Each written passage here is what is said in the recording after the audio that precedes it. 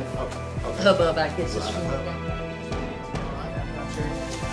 Well, A bunch of kids love walking in. let's get this meeting started. Good morning, everybody. This is the Franklin And County. good morning, court. This is the Franklin County Fiscal Court regular meeting for December the 16th, 2022.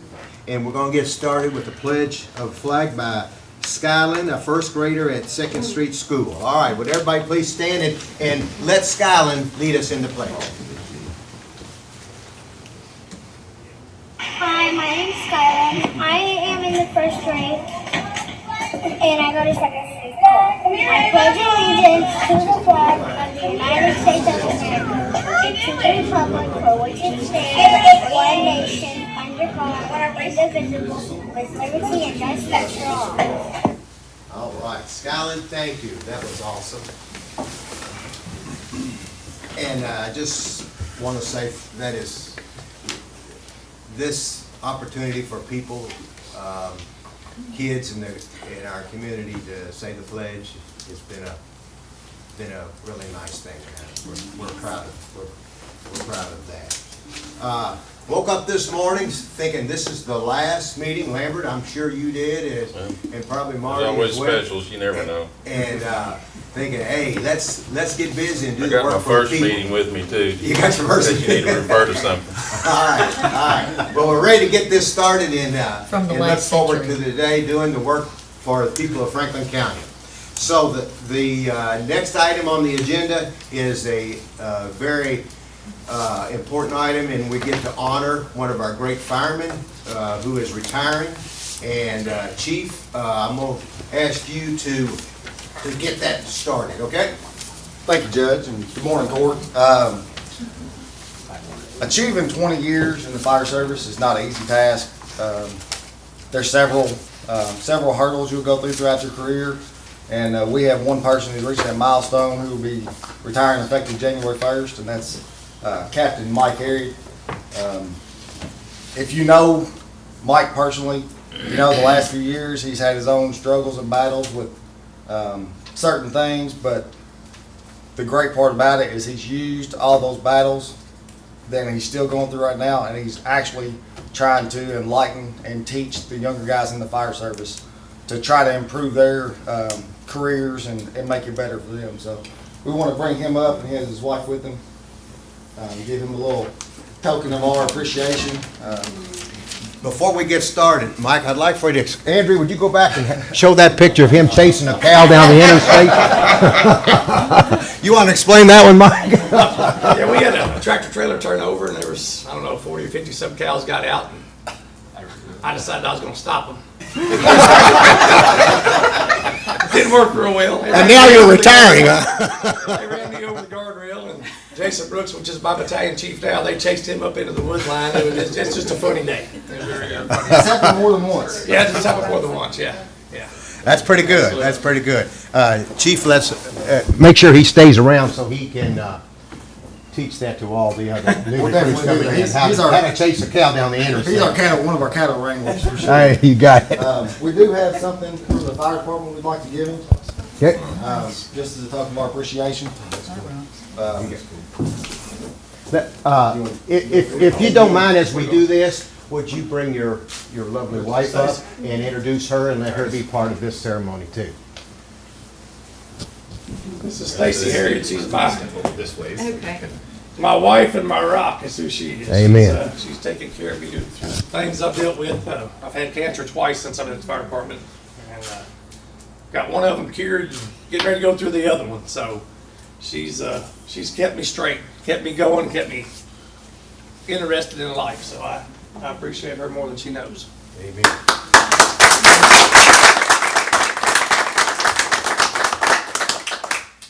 And Mike, on behalf of Franklin County Fiscal Court, we have this recognition to you upon retirement for your tireless dedication, honorable serving the citizens of Franklin County from 2002 to 2022.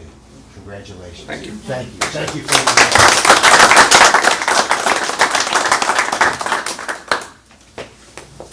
thank you all very much. It's been an Thank honor you and a for your privilege. service, Mike. You've got 15 Appreciate it. minutes of a speech if you want. I don't think I have that in me. I worked with you long enough. Thank you. I do God bless you appreciate for it. your Thank you very service, much. Stacy. Good to see you. Thank you. Thank you. Thank you for your service.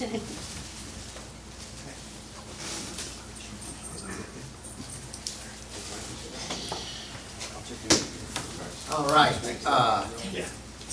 The next item on the agenda is, we have several people here from the food pantry to talk about the food pantry, what your needs are and what you're asking for. We also have Kelly Lang from the PBA office to talk with the court about the assessment of the property. And so I'm gonna ask, is Robert Hewitt, Robert, are you on? I don't know where Robert is. Yes, sir. Okay, Robert, would you talk to us about the request from the food pantry, what they asked for and why they need it? And then we'll let them kind of discuss that too. Yes, sir. So the food pantries found themselves in need of more space in their facility and also a way to flow traffic through their site more efficiently. They've experienced higher volumes than when they first opened. So based on topography and utilities in the area, they would like to expand to the east, which would be on the vacant lot number 9 owned by the Fiscal Court. So their I guess initial request is just the consideration for acquisition of a portion of lot number 9, which would be 6,336.5 square feet, striking a line parallel to their existing property line, that side lot line stricken between lots 8 and 9. So if that were to occur, there would be some easements that need to be redrawn, and then that would allow for the food pantry to construct their addition and new driveway. Okay. Mr. Jackson, Mr. Helsel, Jonathan Bonney, anybody want to speak? I think our president's going to speak for us. Okay, Yeah, okay. I will. I'm Jonathan Vaught, thank you. And really and truly today, and you should see in your packet, and I have a few extra printouts, just kind of we're in the process of an awareness campaign right now. And you guys are stop number 2 on our world tour. We have the Kiwanis next month, and so, no. But we're just, before you have some information, it's just some historical data, but also some current data about the need, and the need within the pantry. I understand that, the land processes and so forth that we've talked about with you guys take time. We respect that, and we appreciate you guys putting consideration into that. But really today, we just want to come down and talk about some of the positive things that the food pantry has been doing. Over the past year, we have served 62,000 more meals than we did this time last October, which is pretty amazing. And a little bit about the food pantry. They started in 1981. I've served on the board for several years now, but alongside me is Lisa Manitskama, Jim Jackson, and John Heltzel. And we have about 8 more board members that, along with around 50 or so volunteers. And all the board members are also volunteers. And you know, we have about the most basic mission and mandate in that we just try to feed hungry people. And one of the things that our future, the future of the food pantry, I'd like to say that we needed less space. You know, it's not really a good thing to say we need more space. And so the crux of the future of the pantry right now is that we're exploring ways to increase our efficiency, ease of use, safety for volunteers, and also being better prepared in emergencies with our ability to store palletized food and then turn around and distribute that efficiently. Within the last 12 months, we have had, here in Kentucky, we have had several communities wiped out with tornadoes. We have had serious flooding in eastern Kentucky. And if you rewind back 10 plus years ago, during the Bald Knob flooding, we've had some of those same situations in our own community. And the idea behind the name Emergency Community Food Pantry is that we would be able to mobilize food to our neighbors quickly. And so the crux of our future is really around that. So before you, on this letter that I've handed out, and I've got some extra copies if anybody would like to share those, it kind of just shares a little bit about our mission and vision. So we appreciate you guys taking the time to just giving us an opportunity to bring some awareness, and like I said, the land side of it, you guys will work that out. I've served on local development boards. I understand that, that takes a process. We don't want you to feel like, we want to go through the process that you guys need to go through needs to be done. We're not in a huge rush, although we would like to get it done sooner because we are gaining some momentum on getting this out there. So if there's any questions you have of myself or any other board members, we'll be glad to answer them. Go ahead, Judge. Thank you for being here, Johnson. Thank the board for everything you all do. So I noticed there's some construction going on over there. Mhm. So could you explain to us a little bit about what you're building and then what the easement that you're asking the court for will help you do Sure. from this point forward? What we're currently building is a porch, pretty sizable porch, so that we can back two, either a box truck or a couple of pickup trucks side by side in. Over the past couple of years, we've had a few situations. If you look at the food pantry building, it was built, they have been a good steward of their funds, and so we've built a very modest building. We just didn't build a real big front porch on it. And we've had some events where there was a lot of rain and we were receiving food, and it created some issues for us.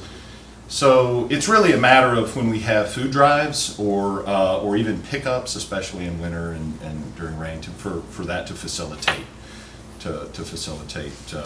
just picking up and dropping off food. The second part of it is the way we're having to move food around too much right now. And so if we had a little more square footage, and we've kind of outlined a L shape to our building, and we've talked to some builders and getting some bids on that, so that we can easily manage food moving. And that's useful. That's a safety issue for volunteers, because if you have to move the same thing around too many times, it's just inefficient and just tough. So, and also, last thing on that is palletized. When we do make food purchases, being able to bring food in palletized, which is difficult for us to do right now. So, I've never heard that word before. Squire Tracy? Thank you, and thank you all for what you all do for our community. Quick question, that portion of property, would that allow you all to do like a horseshoe driveway in the front to where, is that the ultimate goal where you just? Two different horseshoes. Okay, Where we could so they're load gonna tie lines them of together. two lines of cars at the same time. Okay. It would expedite large numbers. Okay, all right. And you're just gonna tie them in, basically? Right. Okay, so just, okay. Thanks for asking. Any other questions? Okay, as part of this process, this was presented to us, I can't remember whether it was the last meeting or a couple of meetings ago, and we asked Robert to look into it. Robert has met with Kelly Lang, and I'm gonna ask Kelly to come up and kind of explain what about the lot and what got us to a point of a value on what the lot is and what the sliver, and Robert will talk to about what the sliver is worth. that 1/6 of it, okay? All right, Kelly, thank you for being here, thank you. You're welcome. Shelley came over and got my greeting done on the video. Yeah. Hey, can you come back? Hi, I'm Kelly, the PBA here in town. So this property has been tax exempt, of course, forever. In 2010, I believe, the deed came through for the pantry when they were purchasing it and building it. I don't know, in 2016, there was a assessment, a very large assessment put on the lot of number 9 that's to the east of the building at $75,000. It's a half-acre lot. Like I said, it's tax exempt. I wasn't here, I don't know. We do not review tax exempt properties simply because it doesn't bring revenue into our community. So when Robert came over to review it, and I looked at the lot, I kind of freaked out as well, like $75,000 on an unbuildable lot, okay? So when I looked at it, Robert had told me different specifications, what made it unbuildable, I guess that he can go into. I looked at it and I went back to 2010, and the pantry, the deed had come through in 2010 for that lot, which was an 1.26 acres. And the lot was purchased for $20,000, which was a buildable lot. So my best opinion as far as the fair cash value on a half acre unbuildable lot would be assessment of $5,000. That's how I came up with that. Okay. Questions for Kelly? Squire Tracy? Maybe for Robert. Okay. Okay, thank you, Kelly. Okay, you're all welcome. Robert? What would, after going out and looking at it and seeing what you all have already started, scratch over that, but Robert, what would make this almost flat lot or potentially flat lot unbuildable? Several reasons. First of all, it was established by the court on a subdivision plat as a non-conforming lot of record, which meant it didn't meet the county's regulations when it was originally created. Okay? So that's the first issue. Now, one can build on a non-buildable lot, one can build on a non-conforming lot, but you're still subject to the existing regulations. So, for a rural residential zoning, you're required to have an 1.5 acres minimum. Now, if this were to be rezoned in the future to some commercial or office type use, then you have a whole different set of regulations that kick in, which would include required off-street parking, required on-site stormwater detention and management, and then, of course, you've got a building that has to go on there, as well as any additional utilities and any associated easements that may be required as part of that. The plat originally did show both the building line and utility easements greater than what the current regulations require. So it went above the standards. And so what I did, just as a point of reference for my research, I took what I consider the very modest building that the food pantry currently occupies. I took that footprint, along with their parking lot, as well as their detention basin, and I tried to place it on this lot number 9. And it didn't fit. So, and I'm not sure the total square footage of the food pantry, but it's a very simple square. But depending on the use of the property, the parking requirements vary as well. So required parking on a standalone lot like this, say it's a doctor's office, it's likely going to require twice as many spaces as what was required for the food pantry. So it would be hard pressed for even a drive-through fast food service to build on a 0.6 acre tract. Point of reference, out on Versailles Road, Zaxby's, Kentucky Fried Chicken, the car wash, those are all on an acre lot, and they're in there tight. they're so tight that they had to do underground stormwater detention because there's no room on the property. So if you couldn't fit that on an acre, there's no way you can fit it on a half acre. And for those reasons, that's why I determined that any development on this property would be difficult, if possible, at all. And in my opinion, I don't think anyone would build on it. Robert, are there other lots out there that are buildable that are part of that overall tract of property? There are other tracts, but they exceed an acre in size. They're closer to an acre and a half. But there's also another tract out there that's less than an acre, that's the same situation as lot number 9. So I don't know why the court at the time divided this property to make some lots so small that they were virtually, non-buildable, and other lots that were suitable for site development. I don't understand why it was done that way. Okay. But it wouldn't happen today if just was a private developer coming in. I would not allow a 0.6 acre tract under the current zoning. Okay. Squire Tracy? So truly what you're saying, Robert, is the unbuildable aspect of it is coming from zoning. Is that accurate? Yes. Yes, sir, it is. So it's not an unbuildable lot. It's unbuildable due to the zoning regulations that it's currently on it. Zoning, Okay. subdivision development plan regulations, stormwater regulations, all of those regulations combined. Okay, thank you. Yes, sir. Moore? If we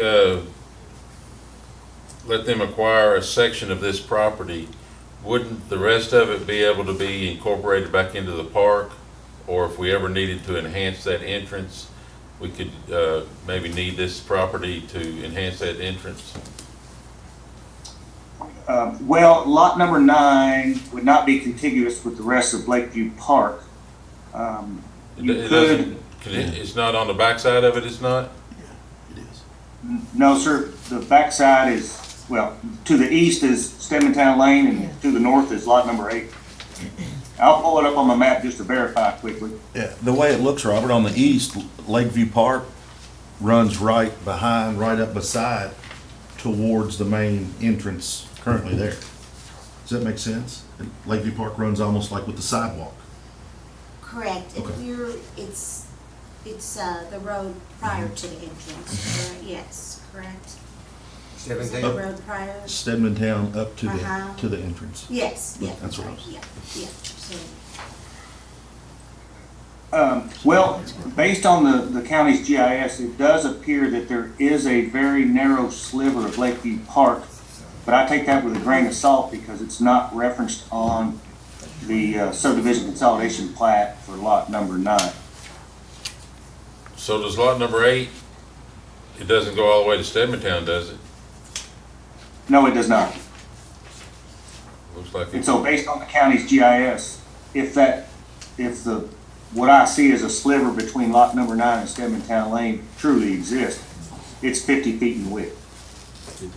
Can you put that up on the screen so people can see that, Robert? Can you screen share that? Yes, sir. Mr. Tippett? You should be good to go, Robert. Thank you.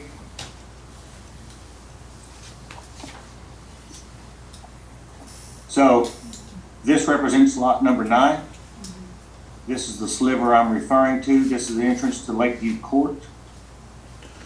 So when we measure that, and once again, you have to take these lines with a grain of salt.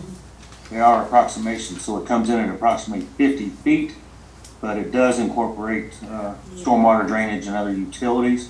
When I zoom out, you'll get a chance to see where lot number 9 lies in relation to the food pantry property right here. And you can see the food pantry property is very deep, and this here represents the detention basin that was required as part of the construction of lot number 8. And you can see this is a drainage channel that comes from across the road from this detention basin. So the usefulness of this sliver is only much that of utilities and drainage. in my opinion.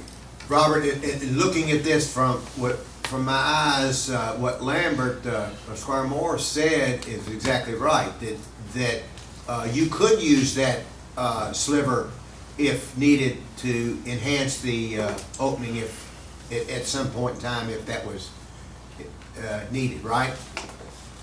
Are you referring to the intersection of Lakeview Yes. Court and Yes, Stevenstown? yes, I am. Well, you'd have to reroute the drainage from the east of Stevenstown Lane.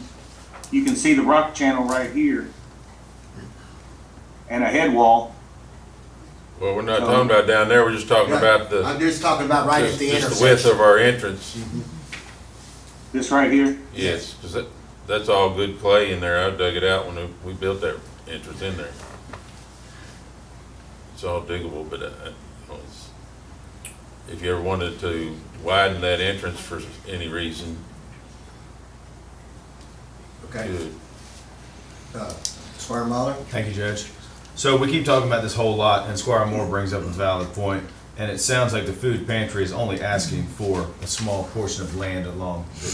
What would it take, and maybe that's a question for our county attorney, just to give that slither of land that they're asking for? Well, Robert's come up with a formula on that. Robert, you want to talk about that? Yes, sir. So, Food Pantry acquired the services of a surveyor who laid out a subdivision consolidation plat and easement release to shift the common side lot line between 8 and 9 to the south and east. And so that proposal consists of 6,336.5 square feet or 0.145 acres, which represents 21.1% of the entirety of lot number 9. And So- figure? In our earlier discussion, there was, the county attorney indicated to the court that the assessed value from PVA could be relied upon in lieu of a full appraisal. So what would that number be, Robert? That would be $1,055.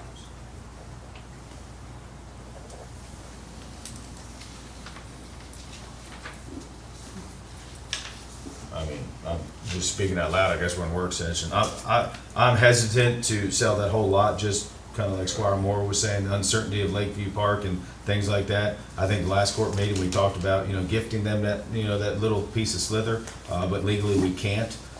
So I'm fine with what Robert just said there as far as moving forward. Is that enough for you all? That 6,000? I'll defer to, John Hulsel's kind of done some of the work on We actually laid the it out, horseshoe. it would cover what the building expansion is and the additional roadway that we talked about, so we can actually go around behind. One of the things that we mentioned was that in the emergency situation, when we had the pandemic, if we had to give food like we saw in a lot of other communities, we have no way to do that. We need to be able to get people into the pantry and out. And so that gives us a circular route to do that. That's the reason for the request. Yeah, that's what we want to do. Squire Blackburn? I couldn't hear. Will that giving them that little bit of land at 6,000 square feet? Will that give them the setback they need on the side Yes. for their building and road? Yes, he said it would. Yes. Okay. I just couldn't hear when they're talking in the galley. I can't hear them. I'm sorry. Andrew, are all of our microphones on? Because normally you can hear from the gallery. I mean, it's the same setup we've used for the last meetings, so, yes. Okay. All right. Any other questions? So, there's a, Rick Sparks. Mr. Sparks. Thank you, and good morning, Court. It's a great pleasure to be here today. I did not understand Ms. Lang indicating that the value had been modified from the time period a couple years ago as to what the current value was now. Okay. You want to hear her testimony again? No, she never said it's been done. That was my point. That she said there was an extremely high rate she couldn't understand. Then she said she talked to Robert on some things, thought this was unbuildable and this is what it would be. has that value been changed yet? For 2023, to legally, yes, for Yes. 2023, I have it on the tax roll for $5,000. I can't change anything, of course, for 2022 tax year because we've already been certified and it goes by January 1 assessment. So I have Thank it you. on here for January 1 of 2023 at $5,000. I did not hear that portion. Yeah, I knew we didn't were say talking- that. Thank you for catching that, yes. Okay, thank you, Court, that was it, and good luck today. Rick, is there any reason, and I'm just gonna throw this out, is there any reason we can't, say any amount, for that property? Or do we have to charge them the $1,000? Can we say, well, give it to you for $100 or something like that? Or do we have to do the $1,030?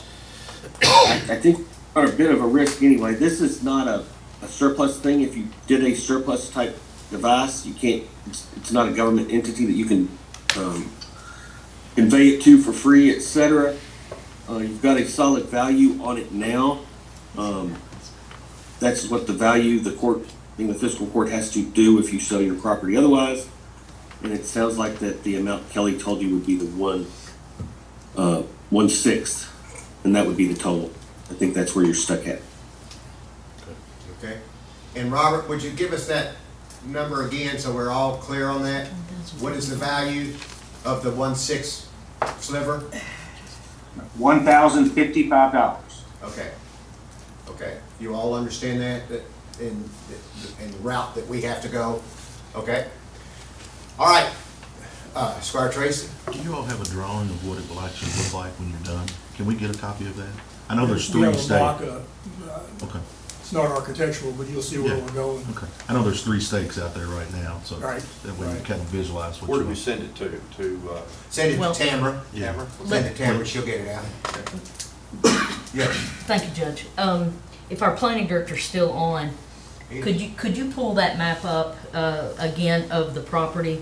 And maybe if you've been in contact with the emergency food pantry staff and or board, is there any kind of rough drawing that you can just kind of, so the court can visualize what you were talking about? Maybe with some help from the audience, it would just clarify a few things for everybody. Sure.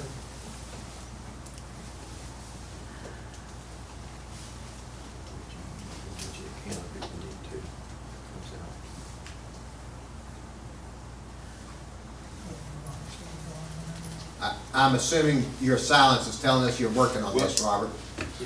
Oh, well, the question for me, well, I Yes. don't have let's see, let me take a look.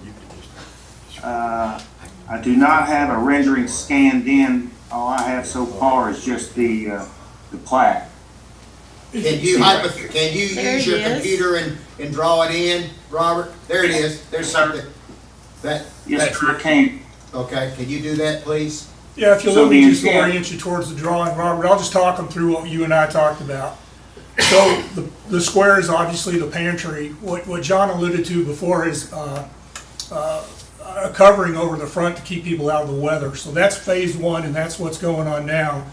Phase 2 is adding an L to the backside and the east side, which we've been talking about, which actually puts us onto the utility easement. When we took a look at the emergency requirements to support the community, we needed a way to route traffic around behind so we can actually load a number of vehicles. So we've come up with a plan that will use a little bit more land, not much, but give us that routing with a new entrance, which is what Robert's showing there. You would go around behind the pantry, we would offload behind the pantry and then come back out. That'll give us the efficiency we need in case you ever call on us and say, we need you to help us feed people. And that's really the goal of the pantry. I think John covered it, but we're 100% donations based and we're 100% volunteer based. So everything we do is for the county. And we're kind of unique in that we're proud of the fact that we're volunteers. But we're landlocked. And to be honest, when we originally built the pantry, they were coming from basically a tool shed, and they built this beautiful rectangle, which has served us well for about 15 years, but the demand has grown tremendously. So we need to build this additional capacity, and we need to build a roadway for the future. So that's really what we're talking about. And we do have a diagram that Robert doesn't have that conceptually shows what I just said. Thank you. All right. Does that help you, Scar Sebastian? The best you can? I just thought, I don't know whether. most people are visual, Yeah. and so I am it, too. it helps quite a bit just to kind of have a rough idea of how much of that kind of diagonal lot, you know, will be shifted over. That's all. I'm just, I'm exactly the way you are. That's the way I learned too. Okay, any other questions? Then, board members, thank you. Thank you all. Thank you. Thank you. Thank you. We'll, in a voting session, the vote, will have a vote to assess you $1,000, I believe, $55, Tamara, for that sliver of property. Judge Wells, just saying to the fiscal court, we feel, we've been on several years, we feel you've always been supportive, you've always been interested, several of you have been out to our facility. We have never come to you and asked for a dime. And why? The taxpayers of Franklin County have been unbelievably generous. And so I guess we're just coming saying there's a need here, because if we have an emergency, well, the need's growing without an emergency. But if we have an emergency, we want to respond to your direction to feed hundreds and maybe thousands of people over a long period of time. Amen. Let's hope that doesn't happen, but we know that it's out there. If we've increased by over 60,000 in 1 year, God bless you. God bless you for what you're doing, because you are doing God's work. And thank you. And it will be on later on in our voting session. Okay? Any other questions? Everybody good? Thank you all very much. Thank you. Okay, the next item on the agenda is Mr. Sparks, if you would. thank you all. We've had several back and forth, and Andrew, is Thank you. Karen Leverance on? Thank you, Kelly. You're welcome. Is Karen Leverance Yes, on? sir. She Okay, is. I'd like for you to bring her up. We've got Ann Northcutt in here, and Mr. Sparks, kind of lead us to your concerns about the CISOP, because this is the second meeting, I guess, that in a row that we've had a discussion of the CISOP, and where we are and what your concerns are. Thank you, Judge. I believe the court has the latest version. Mr. Hewitt presented me earlier this week with two fundamental changes, backstory on it, and I know as sometimes it happens, we got this lawyer-wise a couple weeks ago, met with Mr. Bachman, Ms. Ross, et cetera, and we discussed what the court indicated was its problem, which was the guarantee agreement set down in, I think it's item G as amended. So I made those changes as to the event that Farmdale is unable to pay its discharge obligations to the sewer board. And if you don't, you can sue them, debt collection laws apply, et cetera. Everybody was fine with it. In the same meeting, though, there became a discussion relative to what ifs. That is, the what ifs as to if Farmdale is terminated by whatever action Farmdale could be terminated. And the sewer board was very concerned about them being on the hook for any related indebtedness that may be owed in the event that they were one of the individuals in a receivership or otherwise of Farmdale. I said, okay, that sounds totally fair. Let me remind you, Farmdale is an independent body of Franklin County, or independent of Franklin County Fiscal Court. It's been in place for a number of years. They're not Franklin County Fiscal Court, they're their own group. And I had no instructions to address what is now contained in item 20. If you'll look on what I'm referring to as item 20. And I said, I've got no instructions from the court on how to address that. There was no discussion relative to other alternatives or other resolutions if the county, or pardon me, if Farmdale, remember it's Farmdale, not the county, were to be terminated. And this was their representation as to what they would prefer putting the county on the spot for those related debts, unknown, unidentified debts. So I said, okay, I don't have any authority on it. I forwarded it on to the court, forwarded it on to the judge to review, and the matter is before you to review. As to the original section though that I changed, everybody's good on that one. That's not the issue. It's item 20. Okay. Is Charlie Burnett on? Is Charlie Burnett hey Charlie, Charlie Bob, thank you for being here. I'm going to read, just for the public's sake, item 20, and it's called Assumption, and it goes, in the event that Farmdale Sanitation is dissolved or files for bankruptcy, the City of Frankfort shall not incur any liabilities and will be compensated for any and all services rendered in accordance with this agreement. And it originally said the fiscal court shall take the responsibility of all the debt incurred by the district. So that was taken out because nobody really knows who would have incurred the debt. So it says the encumbrance of the city to be the one would relieve them of that, and that was their issue, is that they did not want to have to deal with it all. So that's where this had come from.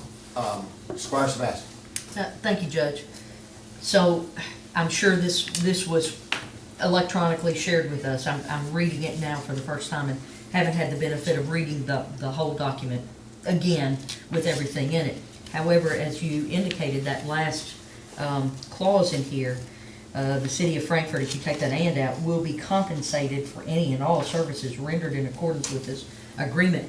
Who's going to do that? Who's going to compensate? City of Frankfort shall not incur any liabilities. That's one part. The second part is the City of Frankfort will be compensated for any and all services rendered in accordance with this agreement.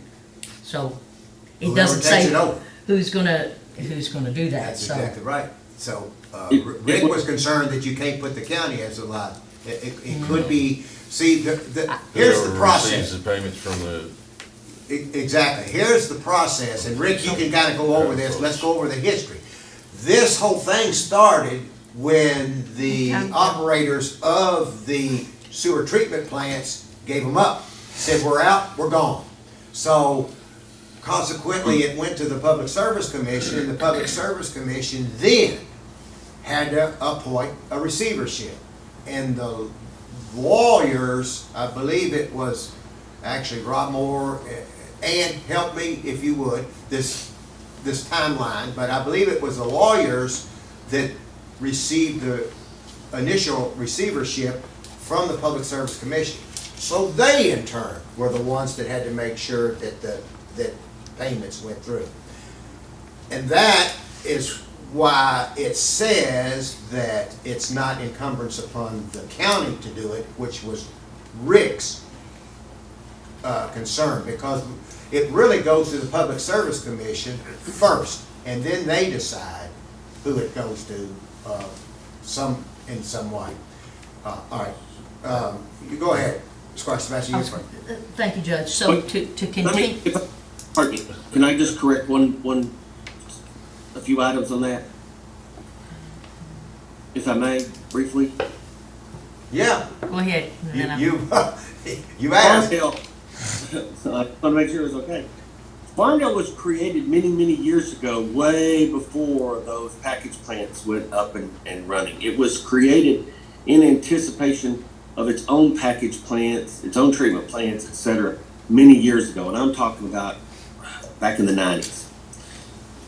It blew up because the package plant managers dumped it to whoever. The county at that point moved in to assist the residents out in Farmdale. PSC got involved to try to designate someone, because at that point, Farmdale was not prepared to take over package plants. Farmdale was in the process of creating such a thing in that area. So they needed some assistance, which the county has gratefully provided funding, etc. What this contract that it says, in my mind, it does two things. number one, if you'll refer to the section that if the things are not paid pursuant to the agreement, then Farmdale shall pay, or the county shall pay, and then the county sues them within 90 days, that's the target that it goes back to. If there's a bankruptcy or otherwise, it's the ongoing obligations. The county's saying that they will do that. So they kind of,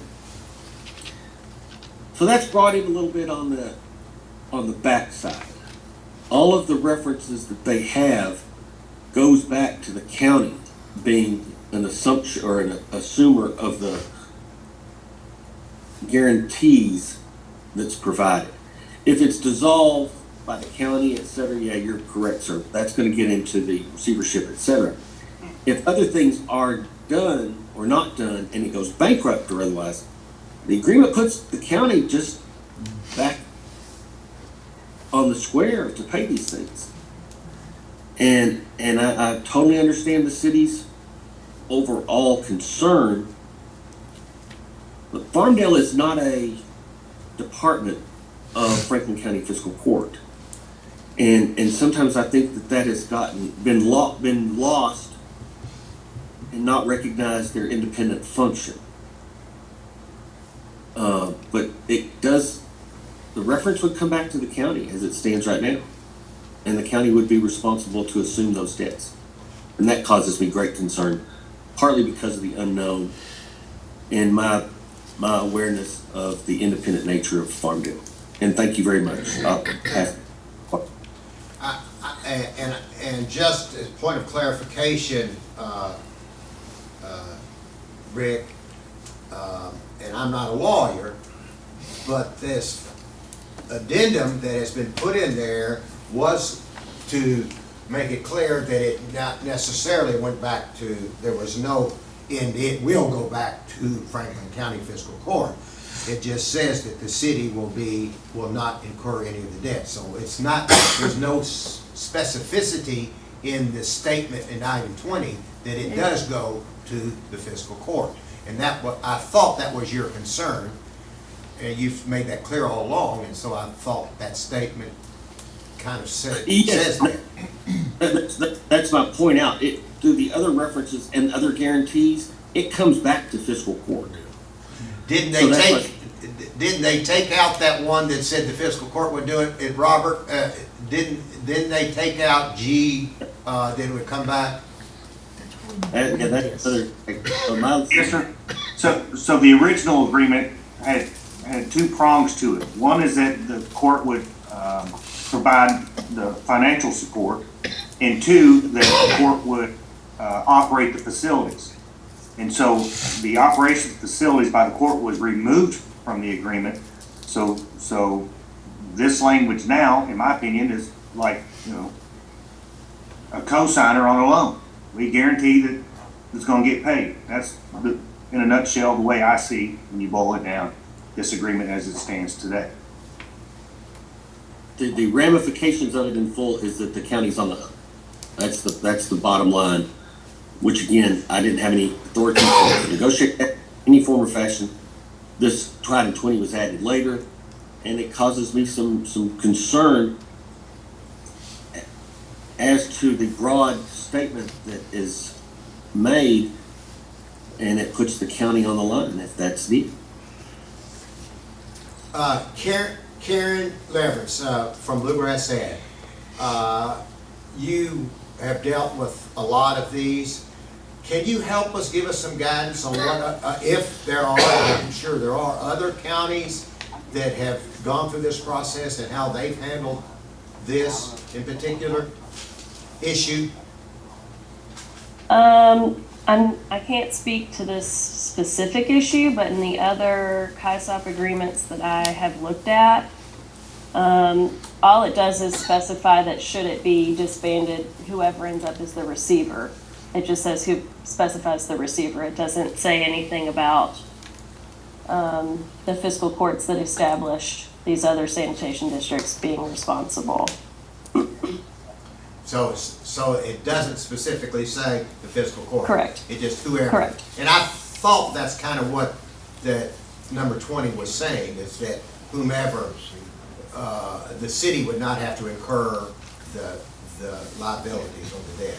Okay, Squire Muller, let's let you go first. Thank you, Judge. Hey, County Attorney, can I ask you a question? Do we Yes, have any sir. negotiating powers, if this is how it has to be legally, that we can have oversight on the district to a certain extent? I mean, if that's where, it seems like we're in a crossroads, and I know you're getting ready to say what I probably know you're gonna say, but, I mean, this is a big document for us to sign. I mean, I don't know why we couldn't negotiate something just so that we could have at least some oversight. Not saying they're doing anything wrong, but it could be financially a lot of money down the road. Oversight of whom? The Farmdale Yeah. District or the Farmdale city? District, to make sure they're, responsible with funds and things like that. I'll just leave this statement as it stands. Farmdale is created as its own entity.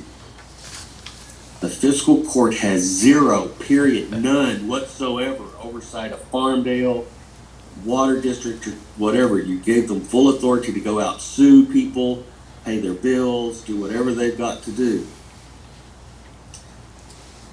To use Robert's example as a co-signer, these kids have grown up. They've moved far away. And if you do that, you're bringing them back into your house again. Yeah. In which I have made the facetious, although not so facetious statement, that if you're going to do that, just dissolve the whole thing once and for all and make it into a district, because that's what the sewer department wants you to do. However, the fiscal court took a different direction some years ago. Right now, that their own independent body, they remain their own independent body. Okay. There's nothing about a receivership in item 20. The sewer department just wants to keep the debts out of their account. Well, of course they do. That's how it was presented. There's not any issues that I was aware of. Number one, I don't think you can monitor that. That's why it's a debtor-creditor relationship. It's an arm's length transaction if they don't pay.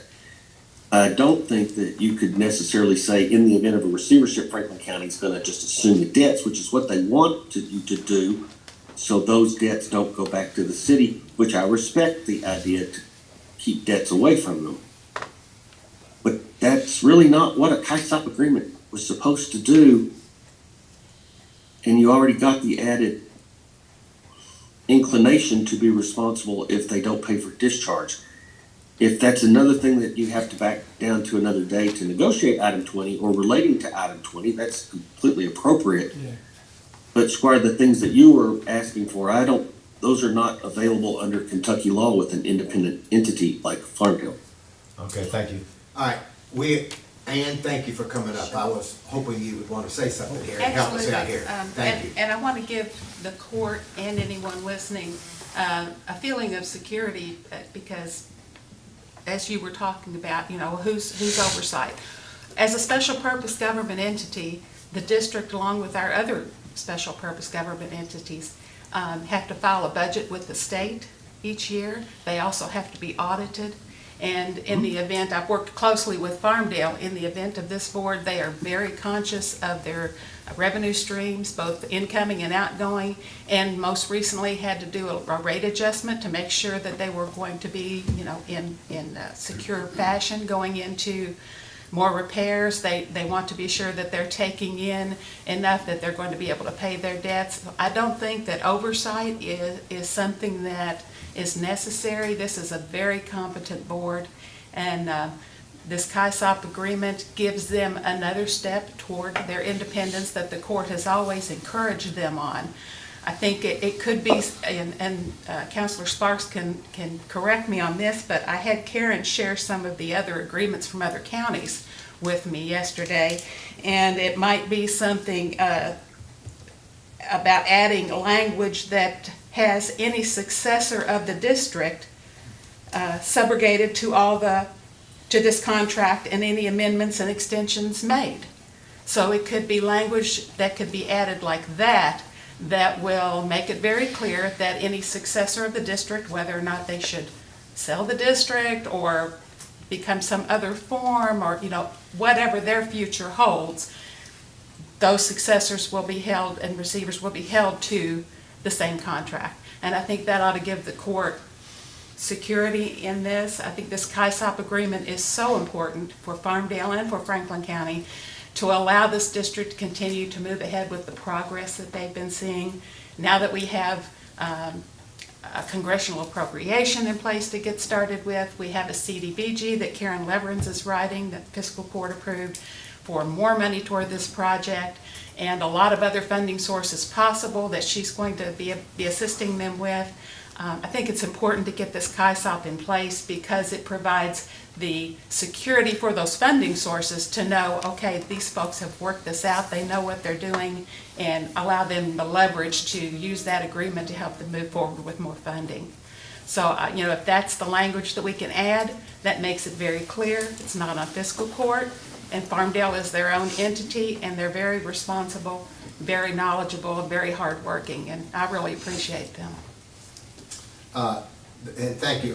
One more time, I want to, Charlie, Bob, Burnett, you're a member, and Ann Northcutt has just talked about your board and what a good job you all are doing. Do you have a comment about moving forward in this KISOP? Right. As far as this thing, we went back and forth and back and forth. The reason I think we're at this point, and I agree with the language that Ann's talking about, it could be added and rightfully be fine. One thing that evidently when I come on the board, they've been kicking this KISOP around for years. Without this KISOP agreement, our hands are tied on asking for any more funding avenues because there's no agreement between us and the city. I think Karen can speak on, right now we're basically about to run out of time on possibly a few $1 million that's available. And as far as our project and for our community, we're at the top of every list to get funding. Over all the counties around us, we're at the top. And without this, we're basically going to leave millions on the table. For other communities, which is fine, they may have their stuff together, but we've got money coming in for these projects. I think overall, reality, a $15 million project most likely with the way inflation and labor rates are, it's probably going to be more like 20 million. So any money that's available is crucial to make this happen. We're trying everything we can. The EPA has a list. If anybody wants to see them, we're working on it. So we're staying out of trouble per se in the eyes of that. But if we keep sitting on our hands, they're just going to strike down on us. And we're trying to do our part. We hope the court will work with us. Any questions, I'll be willing to answer if we can. Thank you. Hey, Charlie, by the way, thank you for serving, and I didn't mean anything against the current board. I'm just looking down the road, what if something happens? So I just want to clarify that. Rick, could you just talk a little bit to what Ann said? I mean, I kind of like what she said, so would that work, is the question. It is, and that brings me to the heart of the matter here before you all today. Because again, I had no direction as to this particular issue, which the city apparently had. I couldn't address the negotiations of that other than just to say what I was given, and I go, that's not a good thing of its kind. I do think that there is a great risk that my court will be on the hook for debts, etc., if you were to sign this as stated. This came again to me. I did not draft that section. The remedy that Ann and you all should be talking about now is to how, if you, number one, y'all are okay with the ongoing discharge, etc., as to paying the debts if they're 90 days or due. That's what you told me that you wanted to do. That's what I drafted. If you're okay with continuing that, but Farmdale is also of the opinion that with whatever happens to them, and they've done a great job, we've gone through several boards, I mean, it's remarkable what they've had to do in the 20-some odd years that they've had to do this in. Again, for the people of that area, that just needs to be clarified. If the city's inclined to state, okay, I understand whatever may happen, but just don't put it on us, then the court has to come up with a way to say, well, don't put it on the city, and then we can craft some appropriate language. And had an appropriate language that they will go to the successor, and the city says, well, but it's not going to go to us. And if that's agreeable to everybody, that's where you stand. The point is, I didn't know where you stood because this one came up in the middle of those discussions. So I wasn't trying to minimize it, etc. But if you ain't got no direction, you ain't going nowhere. And I didn't have no direction on that, which is why it's before you today. Squire Sebastian? Thank you, Judge, and thank you, Counselor Sparks. So, you know, I look at us as the fiscal court that, you know, we're in the business of representing, we're in the business of advocating for, and we're in the business of stabilizing protections to persons and their property. So what I really don't want to do today is have some open-ended agreement where someone comes in and maybe purchases the debt or assumes this liability, and then in doing so, they set rates where individuals who've been in their homes for 60 years, they can't pay for. So I'm concerned about who is going to potentially, if something happens to the district. Now, the district is working hard. Those board members, I really do think they have a positive direction. Unfortunately, you know, as economies go, no one knows if we're always going to be able to stay here in the economy or when the economy dips down. And when that does, that creates that problem and potentially could put the district and or other districts at risk. And if we can't know for certain in some way where that rate structure is going to be when it potentially could go out of the hands of Farmdale, those individuals live there, so they don't want to do anything to set the rates that their neighbors can't take care of. We can't say that for a person or a group that would come in and assume that liability later. And I hate to be the one. Does the PSC regulate that though? PSC does, but I mean, you know, we don't even know how, sometimes they make decisions. I mean, I keep getting asked about Farmdale's $3 water still, and that's been in place now for 2 years. I'm still getting asked about that. So that's $3.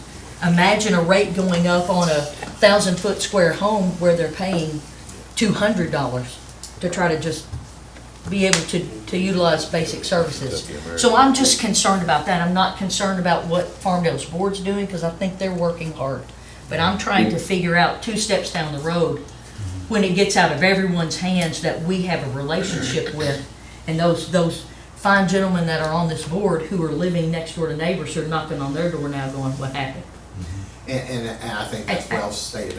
We all understand where you're coming from. Yeah. And I think your heart is there to protect the citizens and all of us. Marty has been that same way, and you have been, and I have been, and the board has been. And the board is. Most importantly, Yes. the board has The board been, is. and they all Right. understand that.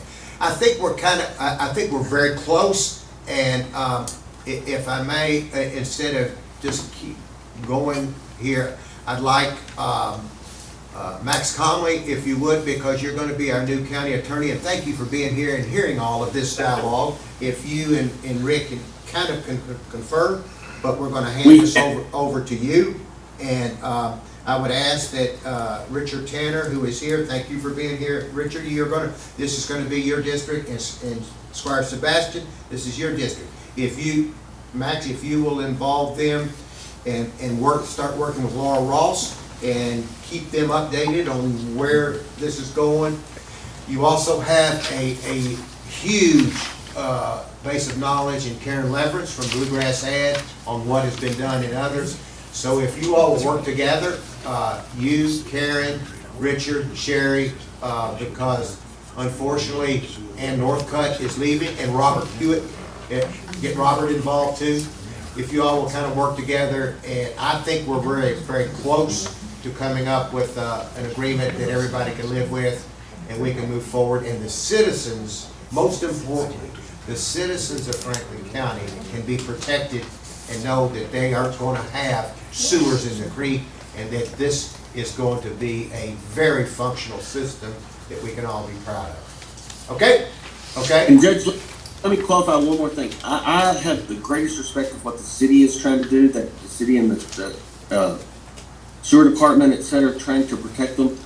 Just to remind this court, this is the kind of stuff that literally we have to deal with. Everybody's trying to do the right things, and I commend you all for attempting to move that forward. So thank you if I forget to say this any other time. Good job. Max, are you okay? That challenge? He's freaking out. Not a bit. All right. Everybody okay with that? Richard, you okay? You and Sherry? I'll do it. No, but you got, yeah, you and Sherry. And Charlie Bob says hurry up. By the way, Ann Northcutt is leaving, and, God, what a wealth of knowledge that is on the table, and I'm sure that if you needed to talk with her, she would help you as well. Charlie Bob, you okay with where we are? Yes, sir. Okay. Yep. All right. Thanks everybody. Thank you, Karen. Thank you, Charlie Bob. Everybody, and Northcutt, God bless you. Thank you so much. And the future is right in front of us, right in our hands. So I think Max, you can come up with some verbiage, and that Sherry and Richard can assure that the board and Charlie Bob will be good with it, and we'll move forward. All right, thanks everybody on that one. Let's go to the next item. The next item, we're getting now into the very heart of the agenda. The next item is authorization for approval of minutes from our regular meeting of November the 22nd. Any discussion on those minutes? The next item is authorization for approval of minutes from our special meeting of November the 28th. Any discussion on those minutes? The next item is the sheriff's.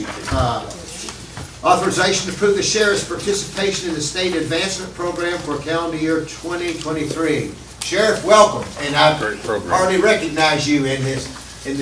Is that a new sheriff's uniform you've got on there? It looks pretty dark. I appreciate it. I was trying to keep up with Lucas. Good luck on that one. We know he sounds better and looks better, so. Yeah, you got it. He'll be over here in a minute. Okay. But no, of course, we would apply for that money because it's 0%, and it allows us to operate up until we get our tax commissions this time of year, which is when most of our monies come in. So that gives us $400,000 to starting in January up until October. Okay. And you normally use that to help reimburse salaries, is that what you do? Yes, that's how we usually pay the first 2 or 3 months of payroll, and then now we've got our invoices, so we'll be able to catch up. Okay. And it is basically a loan to sheriff departments in the state of Kentucky is it from the state? Yes, it is. And that was 0% to help because, and you or Lucas want to explain, I guess I can go ahead and say that what happens is that you've collected taxes, you're going to pay all this money and start from January until November or October next year, you don't have a whole lot of revenue coming in. That's your main source of revenue coming in. That's right. Yeah, a lot of times, like, for instance, January 1st, we won't have any money until we get our first state advance check, which is it $60,000? $60,000. So we'll get that money probably in the middle of January to pay fuel bills, and et cetera. Yeah, okay. It's a good program, though. Oh, We're thankful that we have it. Yeah, and thank you for using it, too. It's great that you use it. Right. Some choose not to because you are personally on the hook for it. Like if there's no money to pay it, I gotta figure out how to pay it. So that's why some people are very reluctant to do it. Yeah. Well, Lucas, with all his money, we know that he's good. I'm sure he will pitch in. We appreciate that. Okay. Any questions on the monies from the state advancement program? Any questions on that? I remember when it started, and there was from the sheriff that was in place at that time, there was concern, but now we don't worry about that. Yep, that's wonderful. The next item, Sheriff, let's go into the lump sum fee officials budget for calendar year. We also have Amy here if Anybody has questions for Amy or Chris on that? And, or is Lucas gonna do that, or are you gonna do that one, the lump sum? I think we have a PowerPoint, is that right? Okay, all right, great, great. So like every year we've been doing like a report card of the sheriff's office of the year. And so I guess like just keeping a tradition, we've always kind of done this as leading into talking about the lump sum budget and or annual order. So Okay. if y'all are fine with that, we That's can great. go ahead and do that and then move into the numbers. Sure, absolutely. Let's So do it. I guess I need to, Andrew, can you hear me? Lucas, I feel like you just bailed the sheriff out a little bit. That was a Hey. smooth transition there. I like that. Did you notice that? You just noticed the smile on Chris's face? Absolutely. That was just like Thank you. rehearsed. We all have a job. So, like I said, it's a report card just describing some of the activities that we do that, you know, people may or may not be familiar with what the sheriff's office does. So just some patrol things, and I just put together some stats of things that we've done to date in 2022. So we've issued a total of 8,300 citations, and those are, as you can see, traffic citations, criminal citations, and juvenile citations. One thing to note here, and we'll discuss a little further, is that juvenile citations increased from 71 to 230 this year. And we'll get into that later. Andrew, next slide. So we respond to all sorts of different calls of service. I'm sure you see deputies all across the county going to different things. Well, two major ways to divide these are Part 1, Part 2 crimes.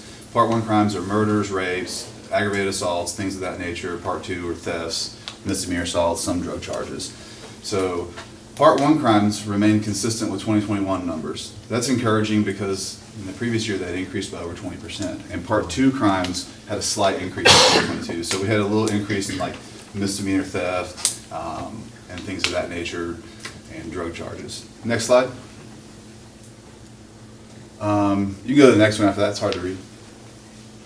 So that's just collisions. We had 510 total collisions we worked in Franklin County this year as a sheriff's office. It's a 6% increase over the previous year. We have one fatal that we responded to. Now there were 2 other fatalities that KSP worked that we weren't involved with, so a total of 3 in the county, but only one that our sheriff's office worked with. Another interesting thing is that property damage is increasing on these, on wrecks. And when I mean property damage, I mean like someone running into someone's fence, running into a house, things other than vehicle damage. And I ran some stats because I noticed that we had a lot of collisions happening on I-64 in the construction between the 53 and the 48. And the entire increase of 6% plus 3%, so a 9% of the total collision increase is from that construction zone, which I found interesting. I always heard on the radio our guys are going out there for wrecks, and it's because of the lane shifts, how they are. They're pretty narrow, and people are bumping into each other. But just thought that was an interesting fact that our entire increase plus some was from 64. Lucas, before you go on, let me ask you this question. When does the state police get involved and the county not be involved, or do the state, whenever the state police is involved, is the county also involved? So for example, in like a fatality collision, or just in you general? said you had 2 or 3 that the state police were involved in. Yeah, so what precipitates that? So a lot of times, a fatality is agency response first will be the one who works the reconstruction or works the fatality.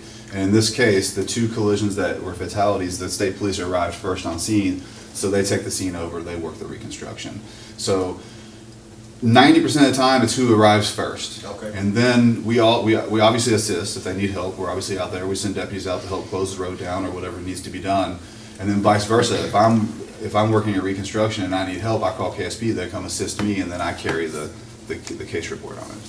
Okay. So we work really well in tandem with KSP. So many times, both of you show up. Absolutely. But who is ever first? Whomever is Essentially, the initial arriving agency will take the report. Okay. Were those fatalities on the 64 construction zone? One was in 64 construction zone, and the other one was in a residential neighborhood the one we worked, and then the other one was on 127 South, right by the Valero, like the Midway Travel Plaza. Yeah, that was earlier in the year. Yeah. Next slide, Andrew. So in narcotics investigations, you guys know fentanyl is a big deal. You see it in the national news all day, every day. Just yesterday, a Florida officer fell down and passed out from collecting dollar bills that had fentanyl on them. So it's a big deal, and it's coming across the border in many places. And Louisville and Lexington are seeing huge influxes, and where are we at? Right in between Lexington and Louisville. So we're going to have a lot of that coming through here.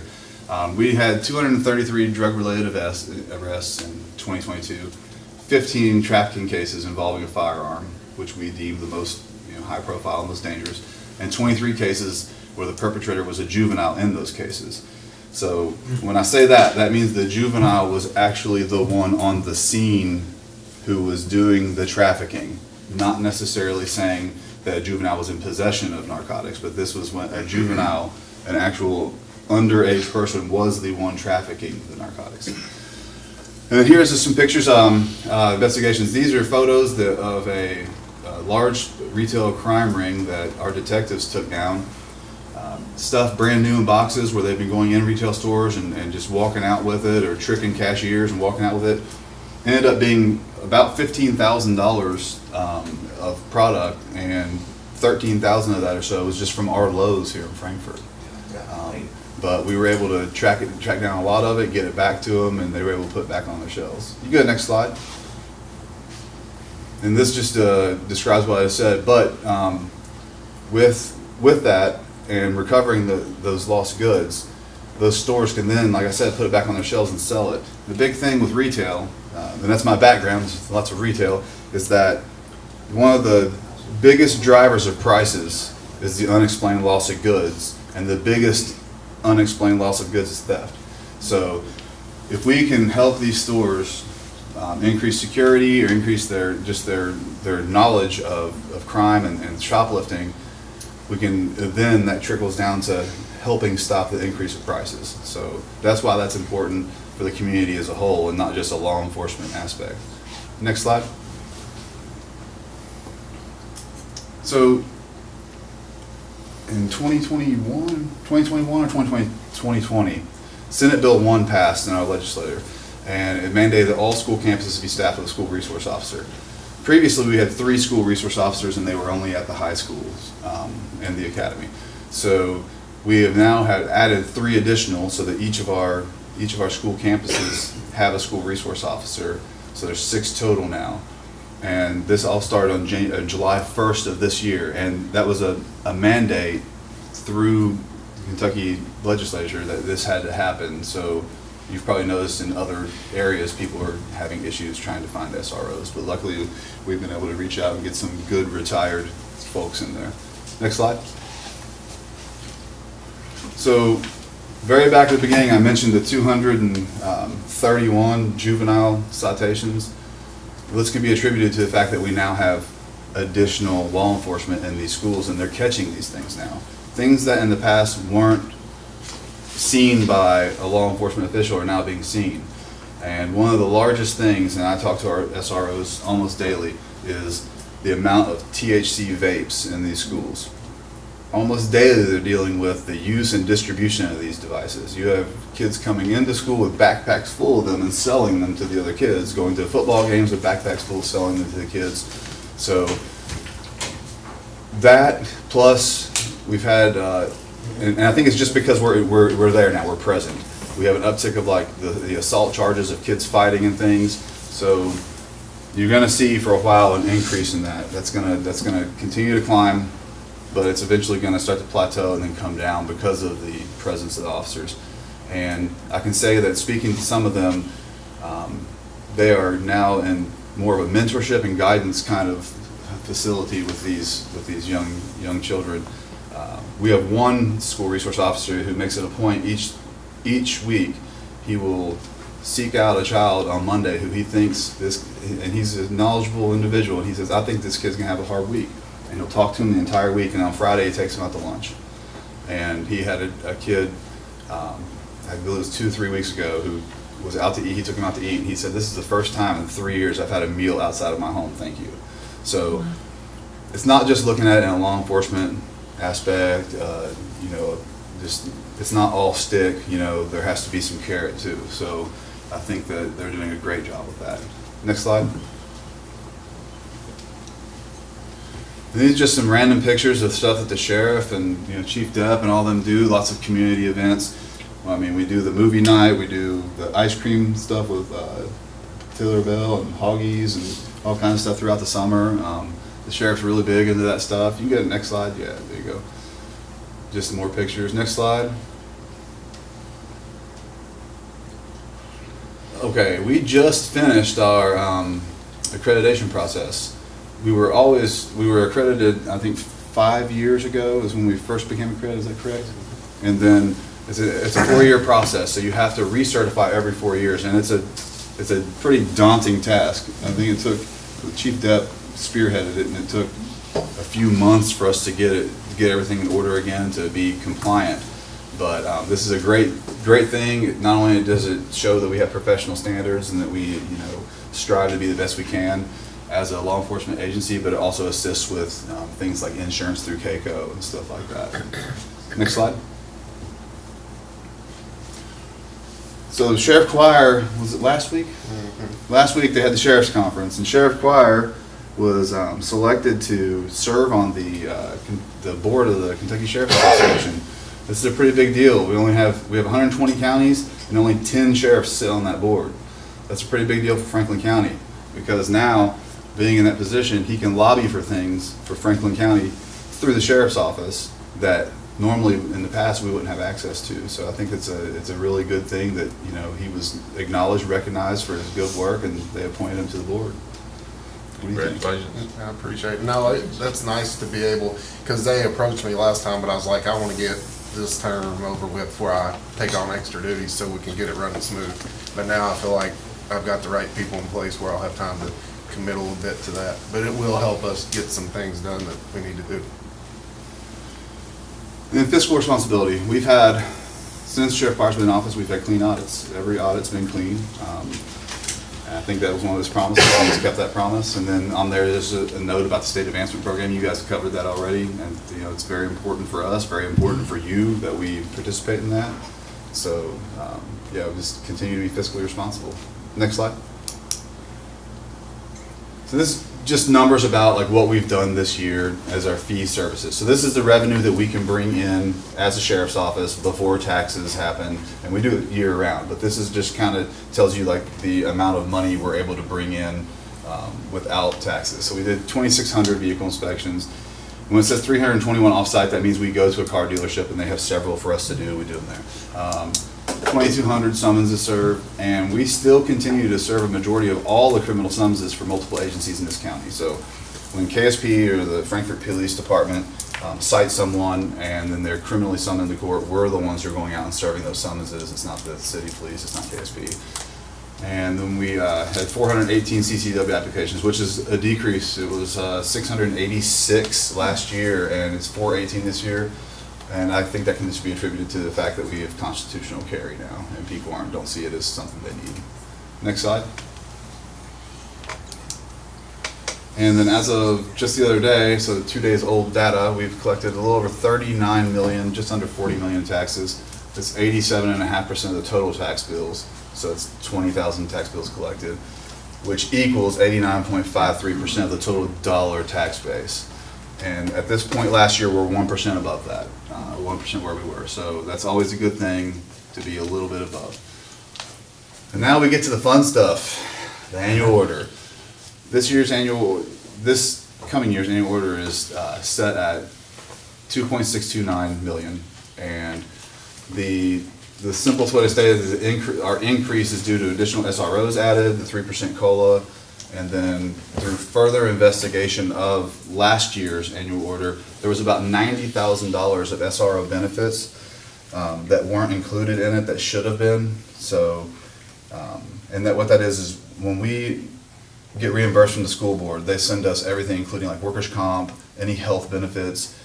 We have one hazardous duty retirement position at that point. So all those things we get reimbursed on, and they should be on the annual order. And for reasons unknown to myself, they were excluded last year, but that would have been about an additional 90 grand that would have been on the annual order last year. So when you look at the annual order numbers and you look at last year's and you look at this year's, there's going to be a shock value there. You're going to say, well, it was 22.1 million last year and now you're at 2.6. Well, When you add 3 SROs, full salaries, full benefits and all that, that's 312,000 of it alone there. Then you add in the 90,000 that wasn't accounted for before, now you're over 400,000.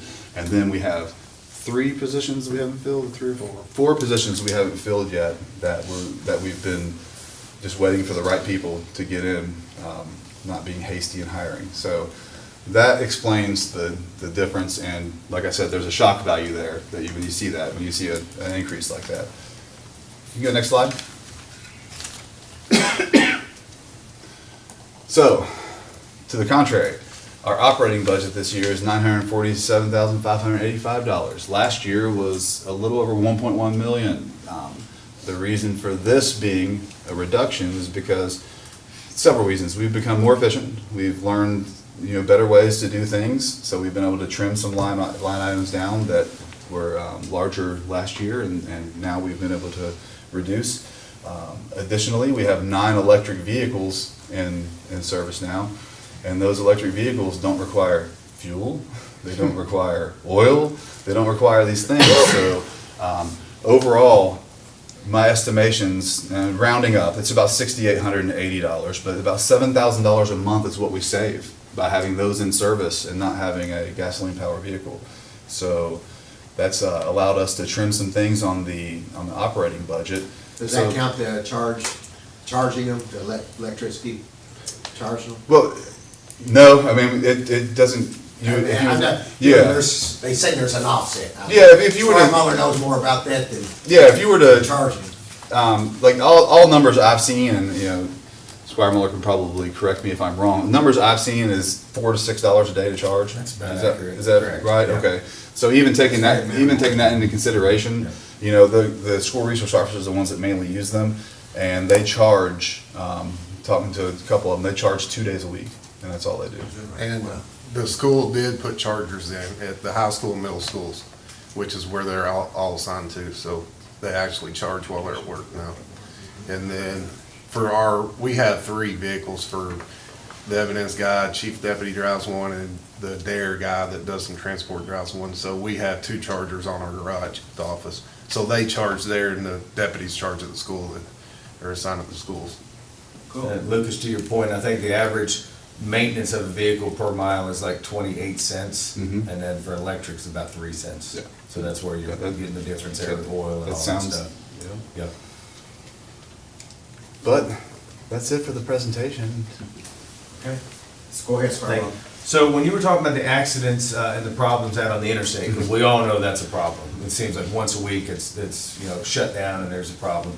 Do we still have that grant that puts an officer out on the interstate? We do, yes. So is that still active? Like Yes. how often does that officer work in the interstate? He works the interstate, so he works 5 days a week, and he is working the interstate probably 4 of those 5 days, and then 1 other day is targeted enforcement either on 60 or 127 South. Okay. And that's just what we've arranged with NHTSA and KOHS. How long does that grant last? It's indefinite right now. We hope to keep it forever. Yeah, it started out, if you remember, 5 years. It was gonna be fully funded, then it was supposed to go to half, then Right. quarter, but so far, we're on the 3rd year and it's been fully funded. Yeah. And remember, they bought a new vehicle, they pay for all the benefits, and, it's a really good deal for us because there's no way we could designate a deputy out on the interstate all the time Right. otherwise. Okay, thank you.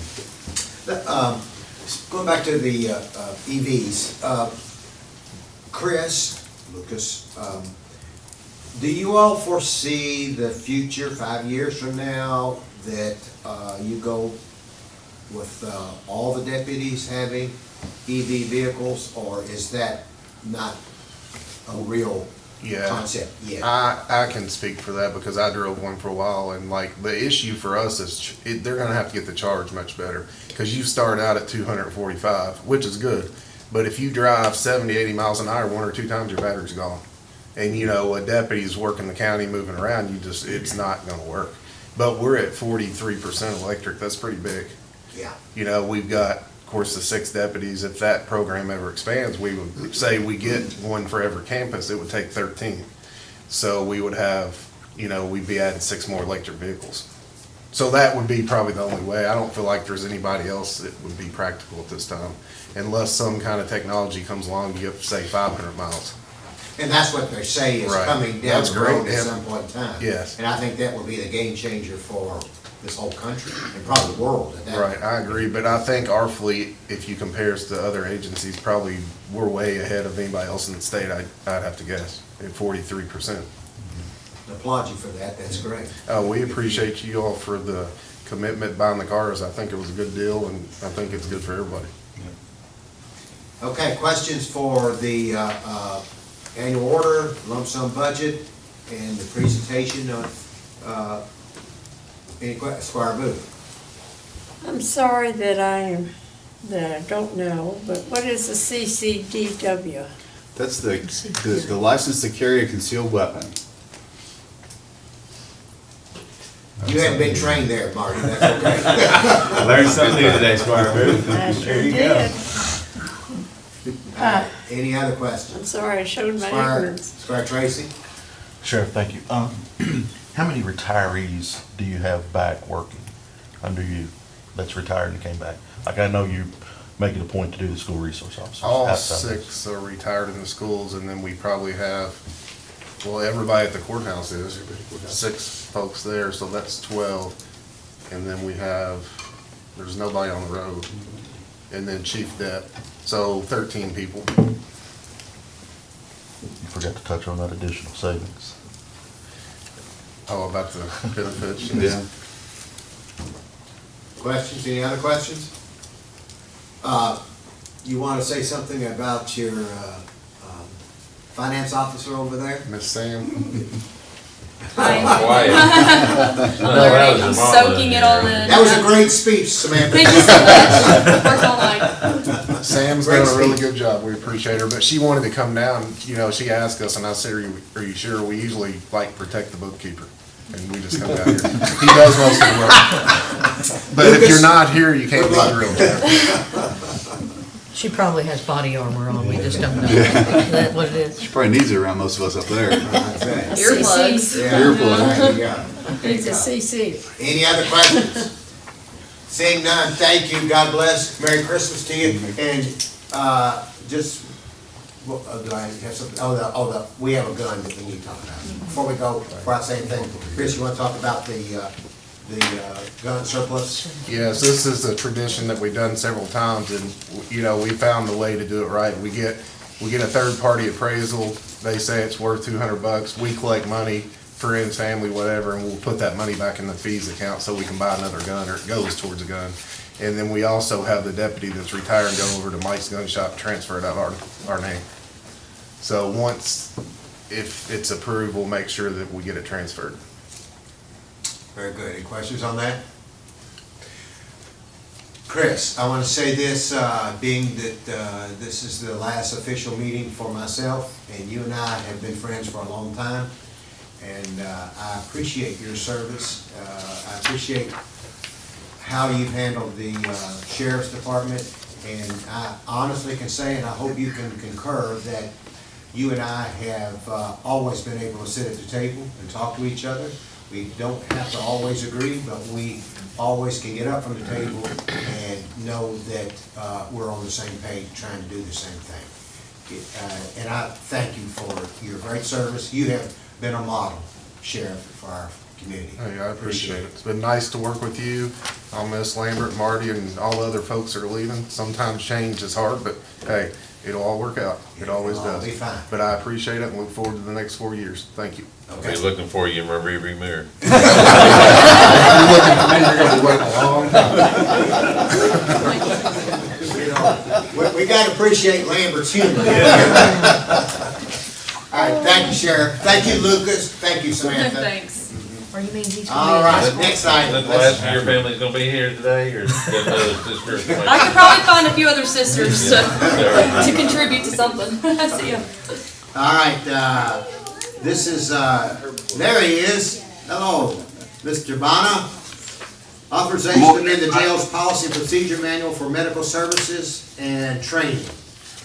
Mr. Bonner, welcome. Good morning, everybody. Glad to be here. I'm glad it's Friday.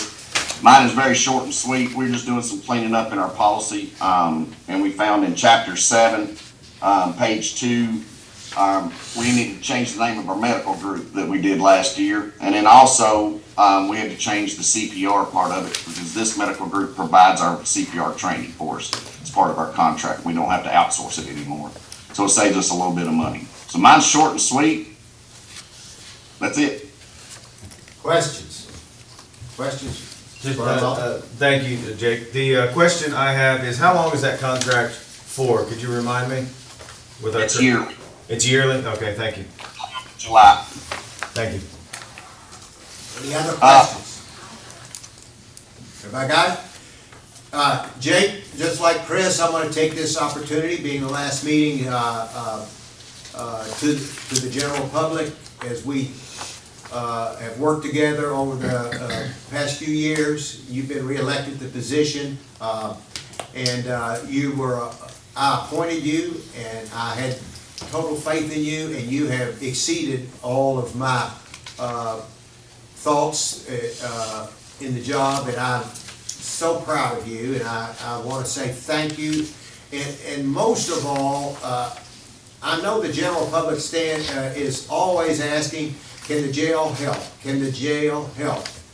And every time that's been asked, you've been there. That is just, it's so outstanding that what the jail does for our community. And on behalf of our community and from my heart, I say thank you, Jake Bonner, for your service. I appreciate it.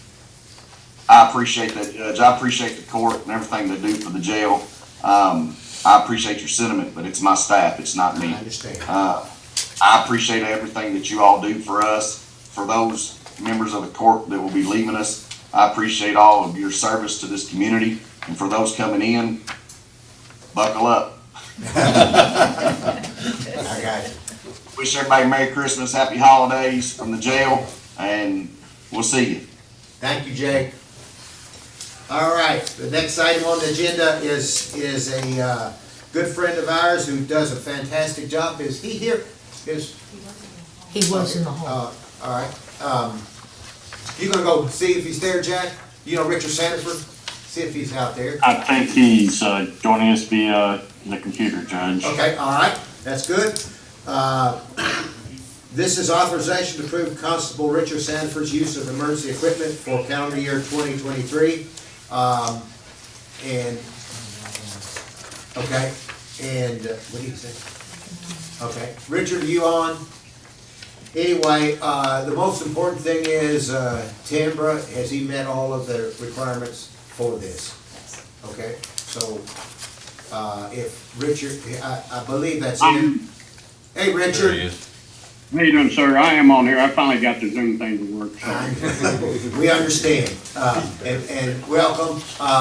It has been confirmed that you have met all of the qualifications for the continuance of the emergency equipment. And Richard, let's say this, that you are everywhere.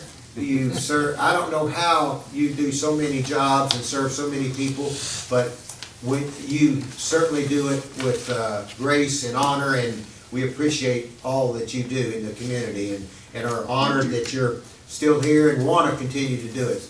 And on top of that, we even added another job, and that's being a dog warden. So God bless you. Thank you so much. It's fun sometimes, but I've enjoyed it, and I feel like I've learned, and every day I learn something new. Yeah. Squire Booth? I have a question. Are you still going to be able to be the traffic control person by 2nd Street School? Yes, ma'am. Okay, because I thought that there was a new regulation that there would be no stopping of traffic on that Tiger. No, ma'am. Oh, okay. No, the regulation that they put signs up saying no standing, but it's intended for traffic. But what they was referring to is all the traffic that sits there waiting to get into the school to pick their children up. It's not got nothing to do with the actual traffic flow. I still have to stop traffic to cross the kids and this, that, and to get traffic out of the school, but they just don't want the parents sitting in the road blocking the main traffic going through. Thank you. Especially Yes, ma'am. since it's only 2 lanes of traffic. Yes. All But I right. also do Franklin County school traffic also. Yep, you do. Any questions for Richard? Richard, thank you again. God bless you. Appreciate your great work in the community. Thank you. All right, the next item is authorization to approve a resolution in support of entering into an agreement with the Farmdale Sanitation District and the Bluegrass Area Development District for the administration of grants for the Farmdale Sanitation District as subrecipient. And I don't believe we need Karen, do we? Yes, in Is case Karen there's on? any questions. Karen Leverance, are you on? Andrew, is Karen still there? I don't see her in the list, Judge. I think she must have logged off already. Okay, go ahead, Ann. That's all right. The Farmdale Sanitation District voted at their last meeting that any grants that they receive, that the county does not have to be involved in, is not a grantor. They're asking Karen Leverance for Bluegrass Ad to administer those grants. In addition, the court approved for Karen to write a CDBG for Farmdale Sanitation District. In some of those instances, such as the CDBG and the congressional appropriation, even though what they used to call a county a pass-through, even though that's not quite a good term to use, those monies have to come to a unit of government before they can go out to the subrecipient. What Farmdale is asking is that Karen's already going to do the CDBG, which the county is the grantee of, but we're also asking that she be allowed to be the administrator of any of the grants that come to Franklin County, because they have to come to government, to allow her to be the administrator when Farmdale Sanitation District is the only subrecipient. That's going to benefit both the county and the sanitation district in a lot of ways. Karen is the infrastructure, I have to always look at her title, Infrastructure Development Coordinator, and we've met her a number of times, and she's also worked with Farmdale through a number of their meetings and projects. She works with water and sanitation district projects over 17 counties in Bluegrass. So she's probably forgotten more than I will ever know when it comes to those projects. She's also very knowledgeable in all the different funding sources and can guide Farmdale Sanitation District to all of those additional sources that they're going to need for that large project that Mr. Burnett was talking about, such as rural development. And she's helped with things like the recent income survey that was done out in the Farmdale District that's proved, as we've known all along, that they do qualify for the lower interest funding. So I think it would be a huge benefit for the district and for the county. Your new person, whoever that's going to be, and I'm sure it'll be someone excellent, is going to have their hands full with grants for the county, because now all the framework for all those federal infrastructure programs is starting to come into place. You know, they've told us about it now for a year and a half, 2 years, but they're finally starting to become available. And that person's going to have to divert a lot of attention to making sure that the county can take advantage of all those opportunities.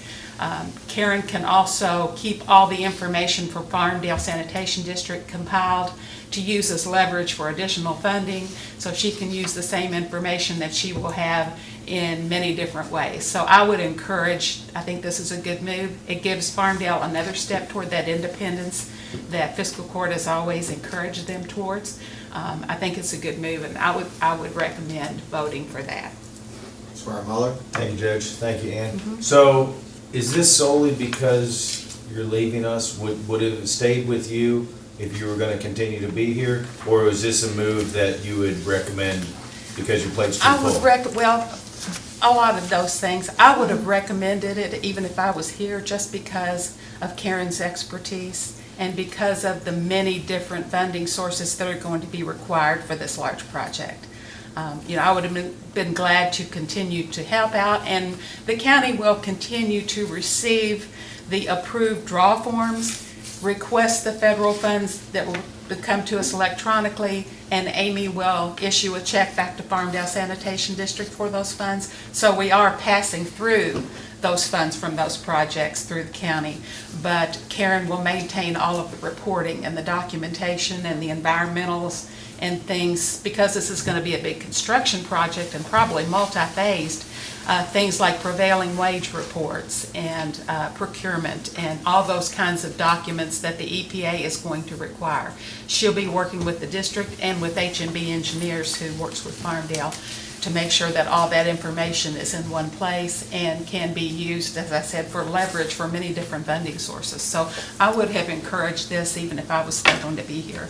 Okay, do you know when it talks about financial impact, obviously they're gonna collect the admin fees. Do you have any idea what that is? And then, That's why I was hoping Karen would be on. It is a certain percentage, but it's capped. It's very 50,000 is the reasonable. most they'll get. Very, very reasonable, and it will come from the funding source. The only obligation to fiscal court is if, for example, with the congressional appropriation, if you have obligated a match, that will still be there, but it won't be additional financial burden on fiscal court.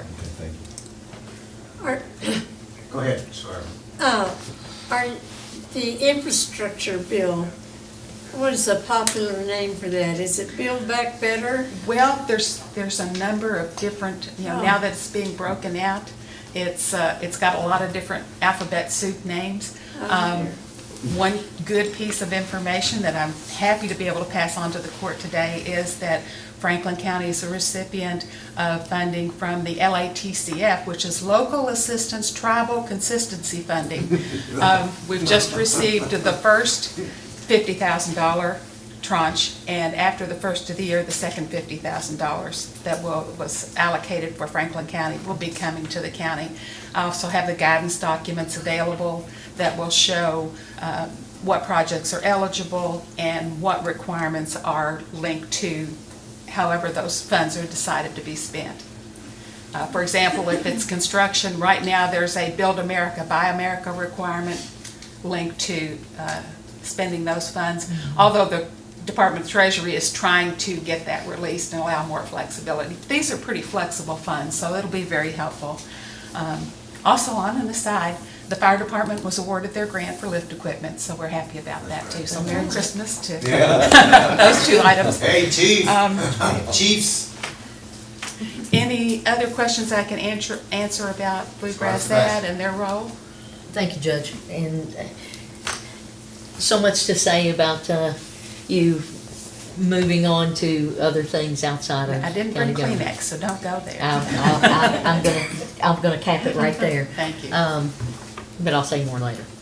I do have a question in regard to if there are matching requirements for Farmdale. Are they still, is the plan still to come to the county to do that if Bluegrass Ad takes this over, or are they thinking of pivoting and asking the Area Development District for that, or some other entity? I don't believe the Area Development District provides match for grants they administer. But Karen will also be able to determine, for example, because we have that income survey information now, Right. some of the grant sources have a match waiver possibility. Okay, So so she like will USDA know, or right, whatever. she will know which of those sources might require a match. If it's something that has to come through a fiscal court, it's up to the court to decide whether or not they want to provide a cash match, if there's some possibility for some in-kind, or the district could also explore that as in-kind services for match. So she will be very knowledgeable about all those. It will depend on the program. Okay. I just wanted to understand how the wheels of that Well, would and as you know, with our first appropriation, congressional appropriation, Kentucky Infrastructure provided the match. Right. So that'll be very helpful in having someone that knows how to do that for you. Okay, thank you. Okay, Ann, you're not gonna get off that easy. There'll be an opportunity to say something different in a bit. But as we're here in a public meeting, I want the public to understand a little bit about, well, a lot about Ann Northcutt and what she does and how important she is to Franklin County. So, I can't give you an exact number, but I can say this unequivocally: millions and I mean millions of dollars, have been procured by Ann Northcutt, and that has saved the county so much. She has provided so much behind the scenes work in talking with department heads, talking with us as the Fiscal Court, working with other entities in our community, the food pantry, to find monies for so many charitable organizations and to help those that are in need in our community. And you can't ask for any more than what this great lady has done to help our community. She's from Franklin County, she loves Franklin County, and she has been totally committed to Franklin County. And with that being said, in Northcutt, God bless you and thank you. Thank you very much.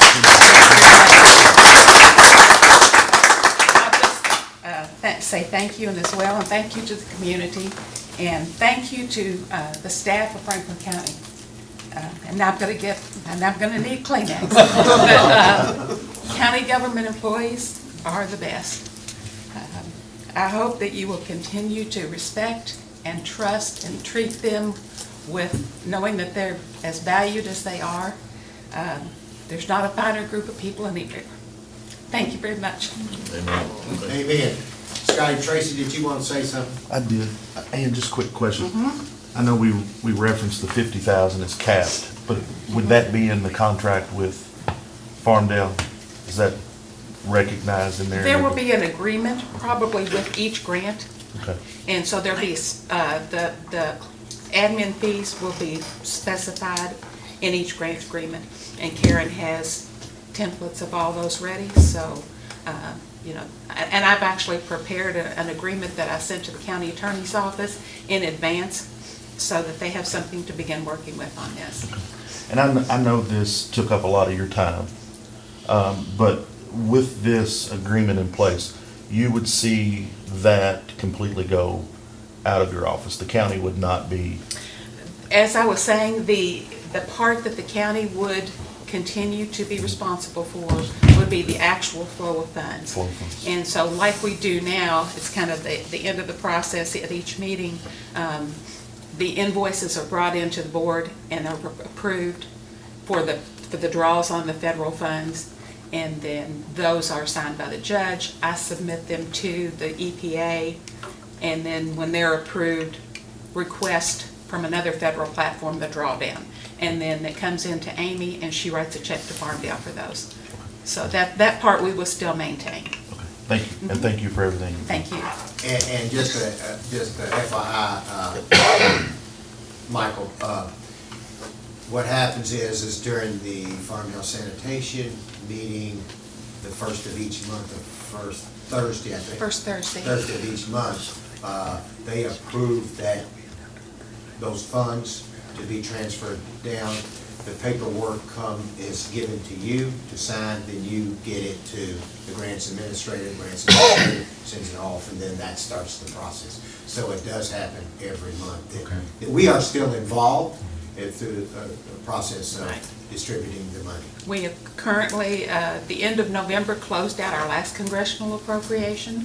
So we have just this past week finished submitting all the closeout documents to the EPA. So we should be receiving the letter that says, this is over, you know, congratulations. So now we're ready to get started with the next one. So thanks to Congressman Barr's office. Amen. Thank you. And Northcutt. Thank you, and Northcutt.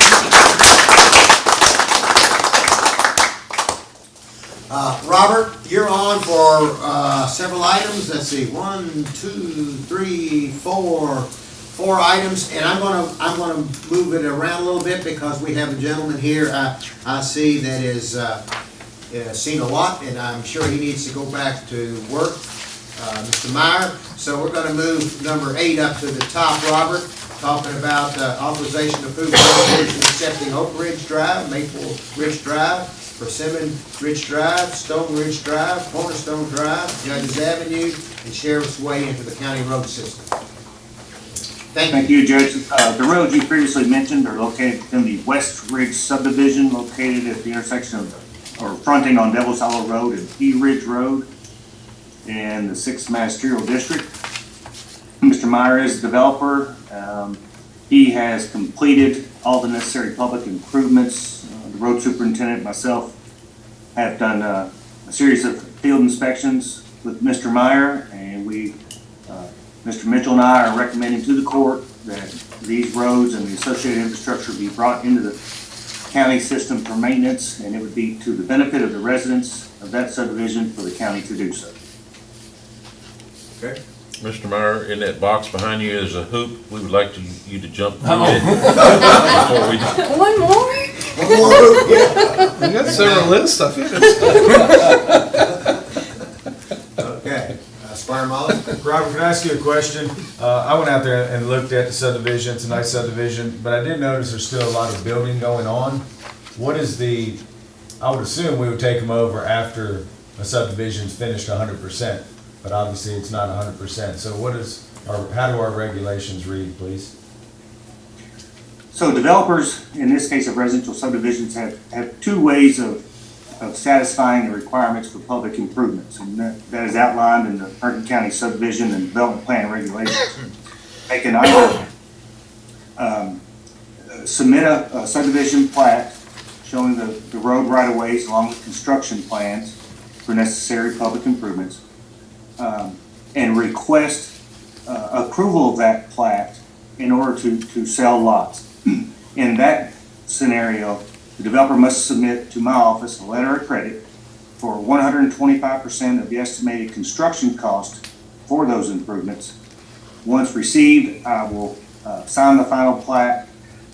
They will record that plat, and then upon the road base being adequate for emergency vehicles and fire hydrants have adequate flow, building permits can be issued. Option 2 for a developer is that they can submit the subdivision plat to my office along with construction drawings for approval. They can then, upon approval of the construction plans, they can commence construction on the public improvements. Once those improvements are complete and accepted by the county, then I would sign the final plat and the developer would have the option to sell lots at that time. So that's how your regulations read, and in this case, the original developer chose to submit a letter of credit and get the plat approved. So that's a very typical way for developers to do that. That's the option they most often choose. Okay, thank you. Can I ask? Greg, can I ask you a quick question? I did notice, and it looks nice out there, when you pull in, the sidewalk on the right-hand side just kind of stops at that property line. Is there any intent to turn that, like to the road or something? You know, it doesn't really start anywhere because you have a line of trees and then a sidewalk starts on the right. Is that going to be connected to the road at all or no? Probably needs to be connected to the road at that point. The Right. homeowners are supposed to put in the sidewalks, when they build the structures. So it'd probably be the same thing on the other side when a house is built. And I can address that from a neighborhood association standpoint. That's why I'm here. Okay. I'm his daughter, but I'm also I live out there and I'm the neighborhood association president. So I can address that and see if there's any way. I know that's a tough area right there too, right by the school. So it's a tough area for them to develop, when the schools are exiting or entering, because of the backup traffic. So I'm sure they are working on it as best as they can, and we'll make sure that it's completed. Okay, thank you. Okay. Squire Tracy? Thank you. Just one quick question, and I guess maybe this is for John. While visiting out there, I noticed that like the manhole covers in the middle of the roads it appears from 1 inch to 3 inches above grade. Will that affect pushing snow? Will that have any? So it'll go right over? Won't? Yeah, we're fine with it now. Okay. It's okay. Okay. Squire Moore, it's your district? It's a good development. I think we should It's been accept it. It really has. It's been a lot of work out there. Squire Blackburn? Yes, I noticed in the notes it said something about a sidewalk ramp being repaired by yesterday. Has that been done? Yeah. Yeah, it's been repaired and strawed and everything else. I saw that yesterday. They said yes, JW. I don't know if you could hear that. Yes. Okay, thank you. Okay. Anything else? Greg, thank you. Okay, thank you. Thank you. Thank you. By the way, before you sit down, introduce your daughter. Trisha Ruth Hamilton. She's my only child, and she's expecting in May. So I'll be a grandparent. You'll be at the Derby, won't you? All right. Thank you all. Nice to meet you. Nice to meet you. Nice to meet you. All right, Robert, let's go to the next one, and that's one we've discussed. The next one is authorization to approve a resolution relating to the sale of a portion of land identified as number 9 in the Franklin County Office to the Emergency Community Food Pantry of Franklin County. We've talked about that, and the agreed upon number is $1,055. Robert, I don't guess we need to say anything else, but if you need to, go ahead. If I may ask Madam Clerk, do I need to revise the resolution to state just a, point whatever portion of property and get that to you prior to the voting meeting? Yes, please. Okay, I will. Thank you. Okay. All right. Everybody, we've discussed that one. The next item on the agenda is the second reading and approval of an ordinance amending the table of special ordinances, Section 1 zoning map changes of the Franklin County Code of Ordinances for a 4.57 acre portion of property identified as parcel 1 of Exhibit A, located in Deed Book 612, page 217 of record in the office of the Franklin County Clerk. The parcel is further identified as PVA map number 094-00-00-007.00, located on North Scruggs Lane from Rural Residential C District RC to Agricultural District AG. Robert, second reading. Yes, sir. So the Planning Commission held a public hearing on October 13th, 2022, and that same evening they adopted the staff's 4 findings of fact contained within the staff report, and by a unanimous vote of all members present, 11-0, they recommended approval of this zone map amendment request to the Fiscal Court. Squire Muller, I believe it's in your district. It is. Thank you, Judge. Robert, let me ask you a question. I noticed, I think a meeting or two ago, they came to us with another zone change. When when does the Planning Commission see the overall map? Because I know they're working on a bigger plan for I just feel like they're coming at us one at a time. When does the whole development plan, I guess, get presented? Since campground are conditional use in agricultural zones, that request would go before the Board of Zoning Adjustments. At that time was when the entire expansion of the campground will be shown. The tract of land, or there are issues relating to sanitary sewers in that area that are limiting the expansion to this 4.57 acre portion that the court is considering today. So when sanitary sewer issues are resolved, then that's when the Board of Zoning Adjustment will see the drawing, and I'm happy to share that with you and the magistrate of that district. Okay, and then one other thing, I noticed in the notes here, and maybe I need to ask John, but it said, Mr. Swaggart asked the road supervisor, I guess about a turnaround, but I noticed that the turnaround's privately owned. The county doesn't own that road down there. Does that affect this? Is that to me? Yes, sir. Not this 4.57 acre portion, because it provides its own turnaround. The drawing that we have on file does show a secured entrance and exit to the rest of the campground facility, and so if someone comes in after hours, they would have the ability to either overnight in a temporary slip, if you will, or they can also have the option to exit from the private road through the private slip back onto North Scruggs.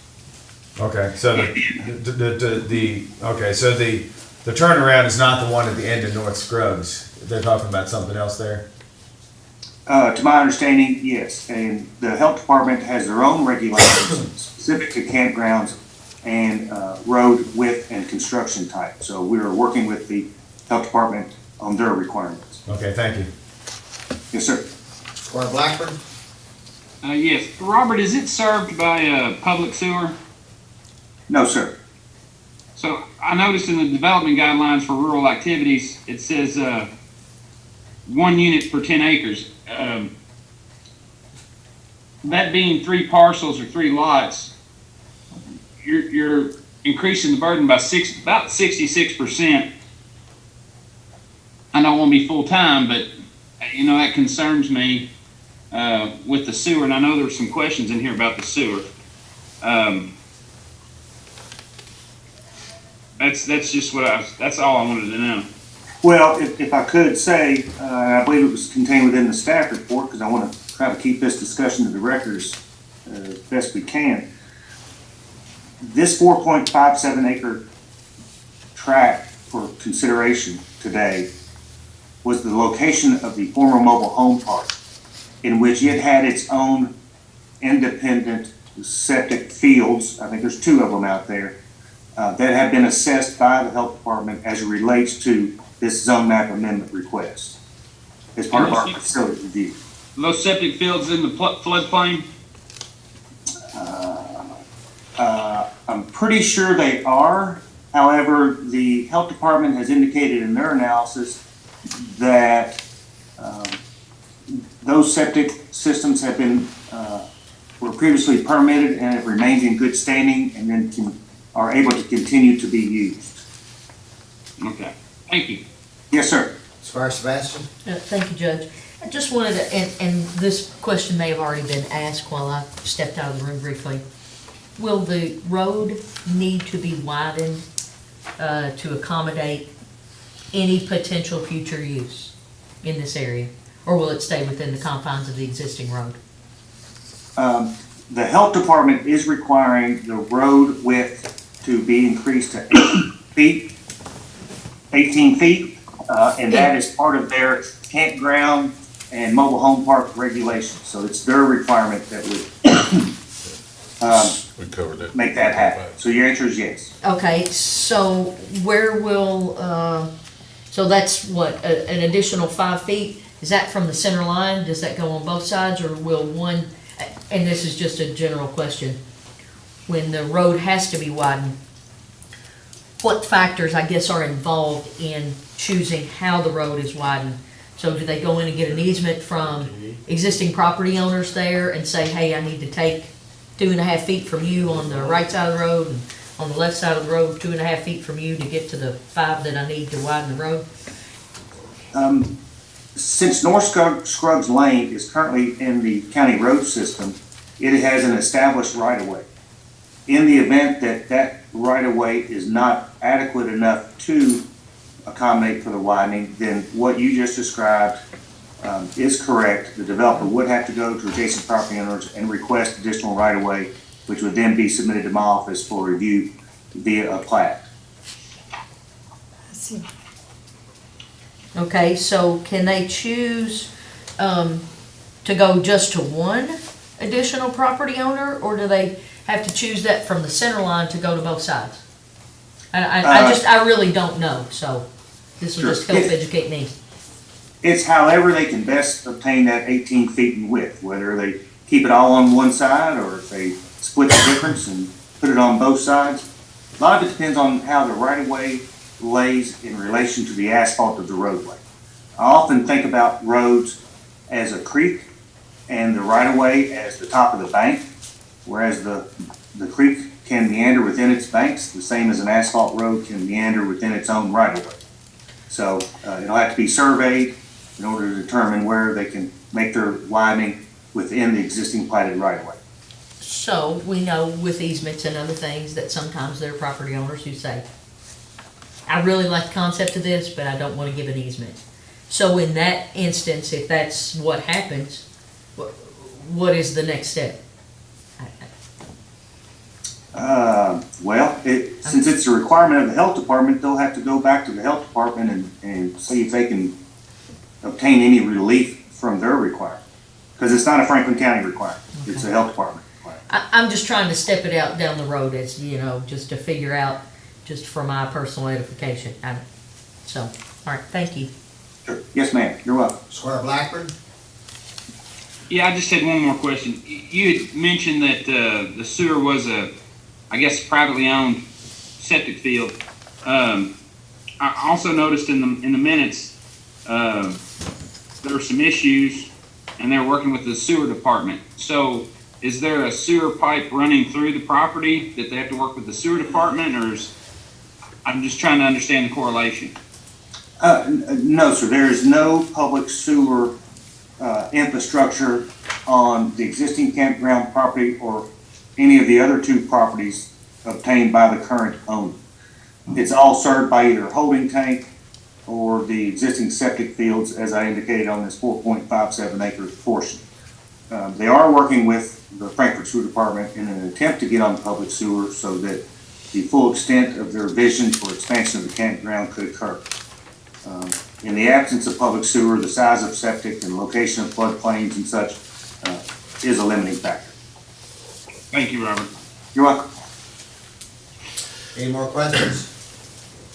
All right, let's move to the next item. Robert, the next item is authorization to approve amendment number 1 to the professional services agreement with the Stantec for engineering services relating to phase 2 of the MS4 stormwater permit implementation for Franklin County.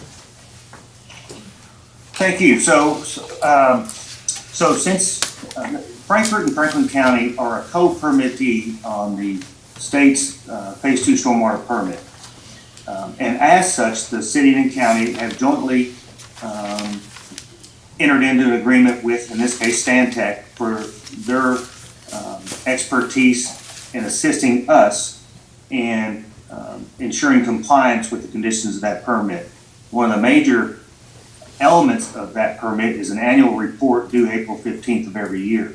The request for the extension of this agreement is to get beyond that April 15th and get the agreement to the end of the fiscal year as opposed to the calendar year. So the city has passed an identical extension, and with that, I'm submitting it to the court for consideration on the county's portion. The consultant is paid for proportionally by the amount of permit coverage area within the community. So the county pays 20% to the consultant and the city pays 80%. Squire Blackburn? Yes, thank you, Robert. I was looking at the contract. When it said meets with the county and others, you being the stormwater administrator for the county, does that mean you, or is there others with the county that meet? And also training, it says staff training, is that for you or is that for others as well? In terms of staff, it includes both the planning supervisor in my department and or the county engineer. I include the county engineer when we look at revisions to our stormwater regulations in terms of on-site development. So the county engineer is involved in those meetings as well. As it relates to trainings, I extend that training program to all departments within the county. In the past, obviously, it's been my staff. It's also staff at Lakeview Park, and then also there's been staff from the Franklin County Road Department. It helps satisfy their training needs as well as the county's requirement for training, not only for staff, but it's also open to the public as well. I have had developers attend in the past. That's great. And I got one more question. It says city county facility plan updates will include 1 hour per site visit of new county facility. Which facility are they talking about? Any new facility we may do, like for instance, when Fire Station 10 was completed, they had to come and update the facility plan to do that. When we completed the sheriff and coroner's office, they had to come and do that. If we build a new road department, they definitely will come to that. That's a big one for Franklin County, because at all these locations, we have the potential for fuel storage. You need to have spill containment areas. You need to have proper signage up. All these things that are specific to the illicit discharge portion of the phase 2 permit. So that's an assumption based on the fact that we may have a new one, it's not specific. Okay, thank you. Correct, yeah, which would include the city as well, any new facility they get. Like they're gonna build a new fire station. The consultant will come and then update the city's portion of the facility plan to include that fire station. I like that being written in there. Thank you. Thank you. Squire Sebastian? Thank you, Judge.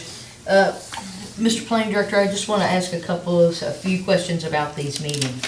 So the contract does stipulate that there will be one meeting between the contractor and the city and county for things like stormwater utility feasibility file, rate change updates, education and outreach, public involvement, and that's supposed to be combined with the logo competition on that visual training materials for display in the facilities, stormwater standards, annual reports, and then the SWQMP. So does that mean, based on that there are 5 meetings, or are all of these topics contained in one meeting? They could be contained within one meeting, but we have multiple meetings throughout the year. We may focus in on 2 of those 5 in a meeting. And then we typically meet over at the City Public Works Department because the city has 3 personnel that administer this program. So, a lot of time, we always have a meeting prior to the annual report, just to talk about any changes, what any requirements there may be that were different from the prior year, how we're to get that information to the consultant, and things of that nature. So we have multiple meetings, and as a result of COVID, we're able to do those electronically now, which saves a lot of travel time and such, and we're able to immediately send information over. The city is in their new focus, just as a FYI to the court, they are wanting to revisit the feasibility of a stormwater utility. And so the consultant will be assisting the city on that. I will sit in on those meetings just as I did when the city of Frankfort did a prior stormwater utility, so that I can present information back to the court to see if the county has an interest in further participation. So the meetings can be virtual to assist in the endeavor of meetings, and it sounds like they're called as needed because it basically says in here that one day, up to one day, will be dedicated to a variety of functions. So it could be to meet on individual functions, or as you said, all the functions could be combined into one meeting if that's what's needed. It says there's a 2-week period in here. So is this 2-week period enough time to review and provide comments back to the contractor on any deliverables that they provide to the county? Is that 2-week period enough time for your staff the planning staff to review and adequately comment? Yes, it is. Because the permits are on 5-year cycles. Mm-hmm. And so there is consistency in the information within that cycle. And so only until we get a new permit would address your question, is 2 weeks enough? Well, we have to make it enough because we need to get this thing turned around so we can get it into the division water sooner than later. We don't want to be the community that shows up at 4:30 at division water rushing to drop it off. We'd like to get it to the permit coordinator at the state with adequate time in case they want to have an informal sit down with us in our submittal. But we've been with this engineer who's been through multiple firms, and we're very comfortable with the individual. And so 2 weeks is adequate, and she does a fantastic job for both the city and the county. So in looking at the way this document's crafted, does the city and the county each have their own documents/deliverables from the vendor, or is there one combined document for the city and the county in that regard? The annual report is a single document that requires a signature of both the judge executive and the mayor of the city of Frankfort. The report does, in elements, combine city and county, treated as one, but then there are also portions of the report that separate us out. For instance, the mapping. We're required to map our stormwater system. So they will show that separately. As it relates to education and outreach, oftentimes, I mean, we're listed separately, but it's combined because what I do is education outreach as a co-permittee benefits the city as well and vice versa. So in that case, we are combined. Okay. As reported. So is there any opportunity, I guess, for city outcomes and or county outcomes to be in conflict with one another? No. Okay, No, all ma'am. right. No, ma'am. Because that would be unusual, but not unheard of. I understand, yes. No, water knows no boundaries, so we have. Exactly. We have to work together, and we do. You know, the city is, Public Works Department is great to work with, and our consultant, you know, sees us as one team, not two jurisdictions. Okay. Let's see, and you did indicate that the county contracted engineer is privy to all of these deliverables and takes part in trainings and or meetings based on his availability of scheduling, right? Just so he stays up, because I've had a number of meetings with him about stormwater, and he is consistently concerned about that. Yes, he and also vocally concerned about it. Yes, yes. And so when it's time to provide our consultant with the information for the annual report, I contact the county engineer and I say, I need your information of any inspections you did. I need to know the number of stormwater calculations that you prepared in this last permit cycle. So he is an entity within county government who also provides me a deliverable to forward on to the joint consultant. Okay, all right. Thank you very much. Thank you for those questions. All right. Thank you, Robert. Let's move on to the next item, authorization to award a bid for the purchase or lease of a wide area mower. Charlie Lewis. Thank you, Judge. Thank you, Court. Tabled this last meeting, and it was just to lease it, and we included this time the option to purchase or lease this piece of equipment. We did re-advertise and receive bids. We received one bid from the same contractor that we did the first one.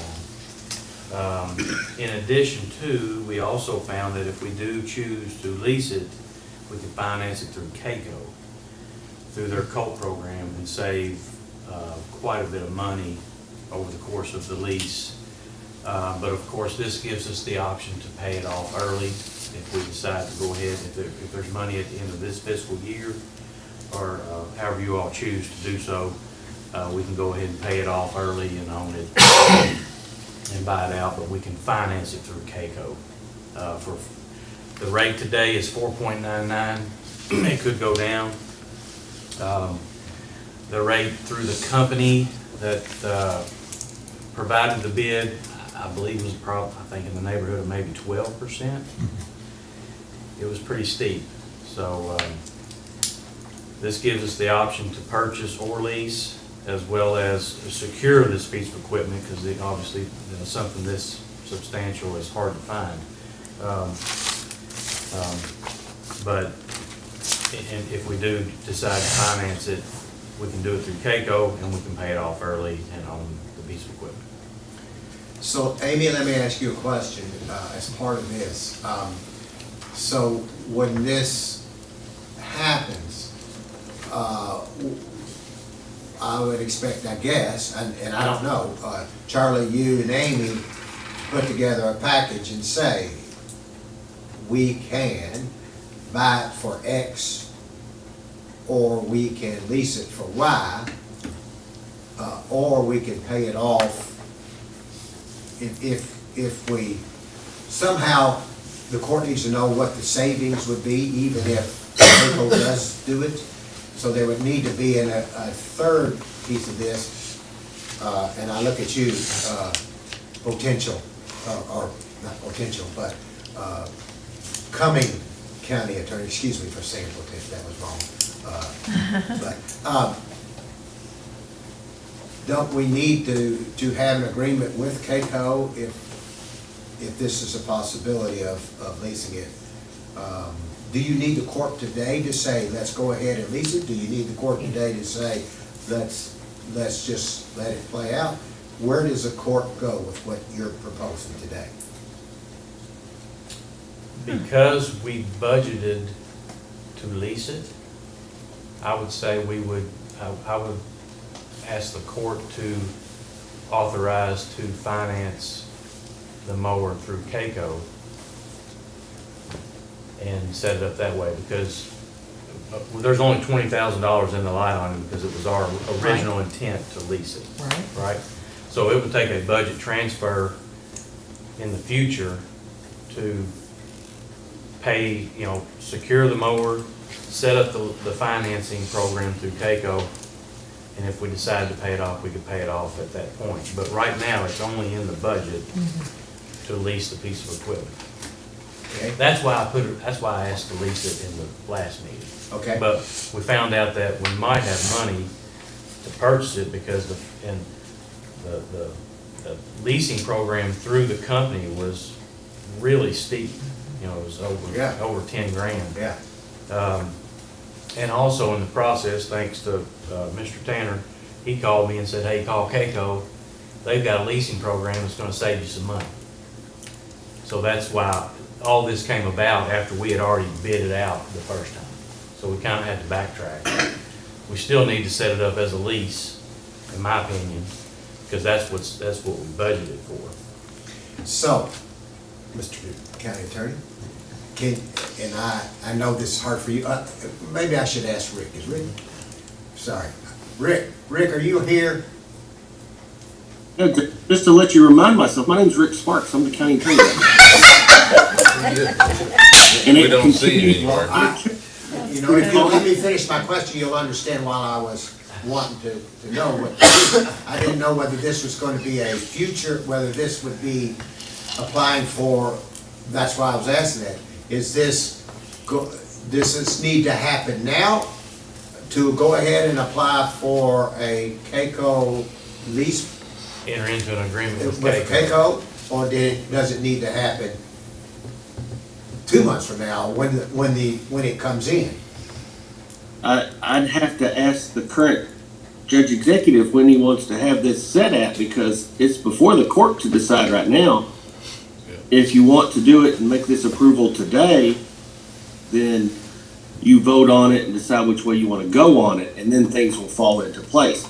If you want to approve just the purchase, but not the mechanism yet, then yes, sir, that will fall appropriately into the next court. So it's going to depend on what the court chooses to do today on how to resolve it. Okay. So if we did, go ahead, if I were to recommend today that as part of this, we add, and also enter into an agreement with CAECO on leasing this, it would still be, it would start us off with a lease, but it would still be we would still be able to pay it off if we wanted to through CAECO. Correct. Yes. So everybody understand that? And I'm sorry for the influence, but I thought we all need to kind of understand where we're going with this. Absolutely. And I apologize to you. And Rick, I apologize to you. No harm was meant. I'm just trying to figure out today or a month from Or now. whenever. No harm distributed today in any fashion. It's a beautiful day, and I'm here to serve, Judge. Thank you very kindly. Okay. Best. Thank you, Judge. I noticed in this documents that it included a $250 document fee. Now, this is different from an automobile that I understand that when you purchase a new vehicle, you're driving it on the road, so there are lots of fees. This is not a roadworthy vehicle. Any idea why there's a $250 Well, and document that's fee on it? through the company. So if we finance put on every piece of paper in there, it laid a document fee on there.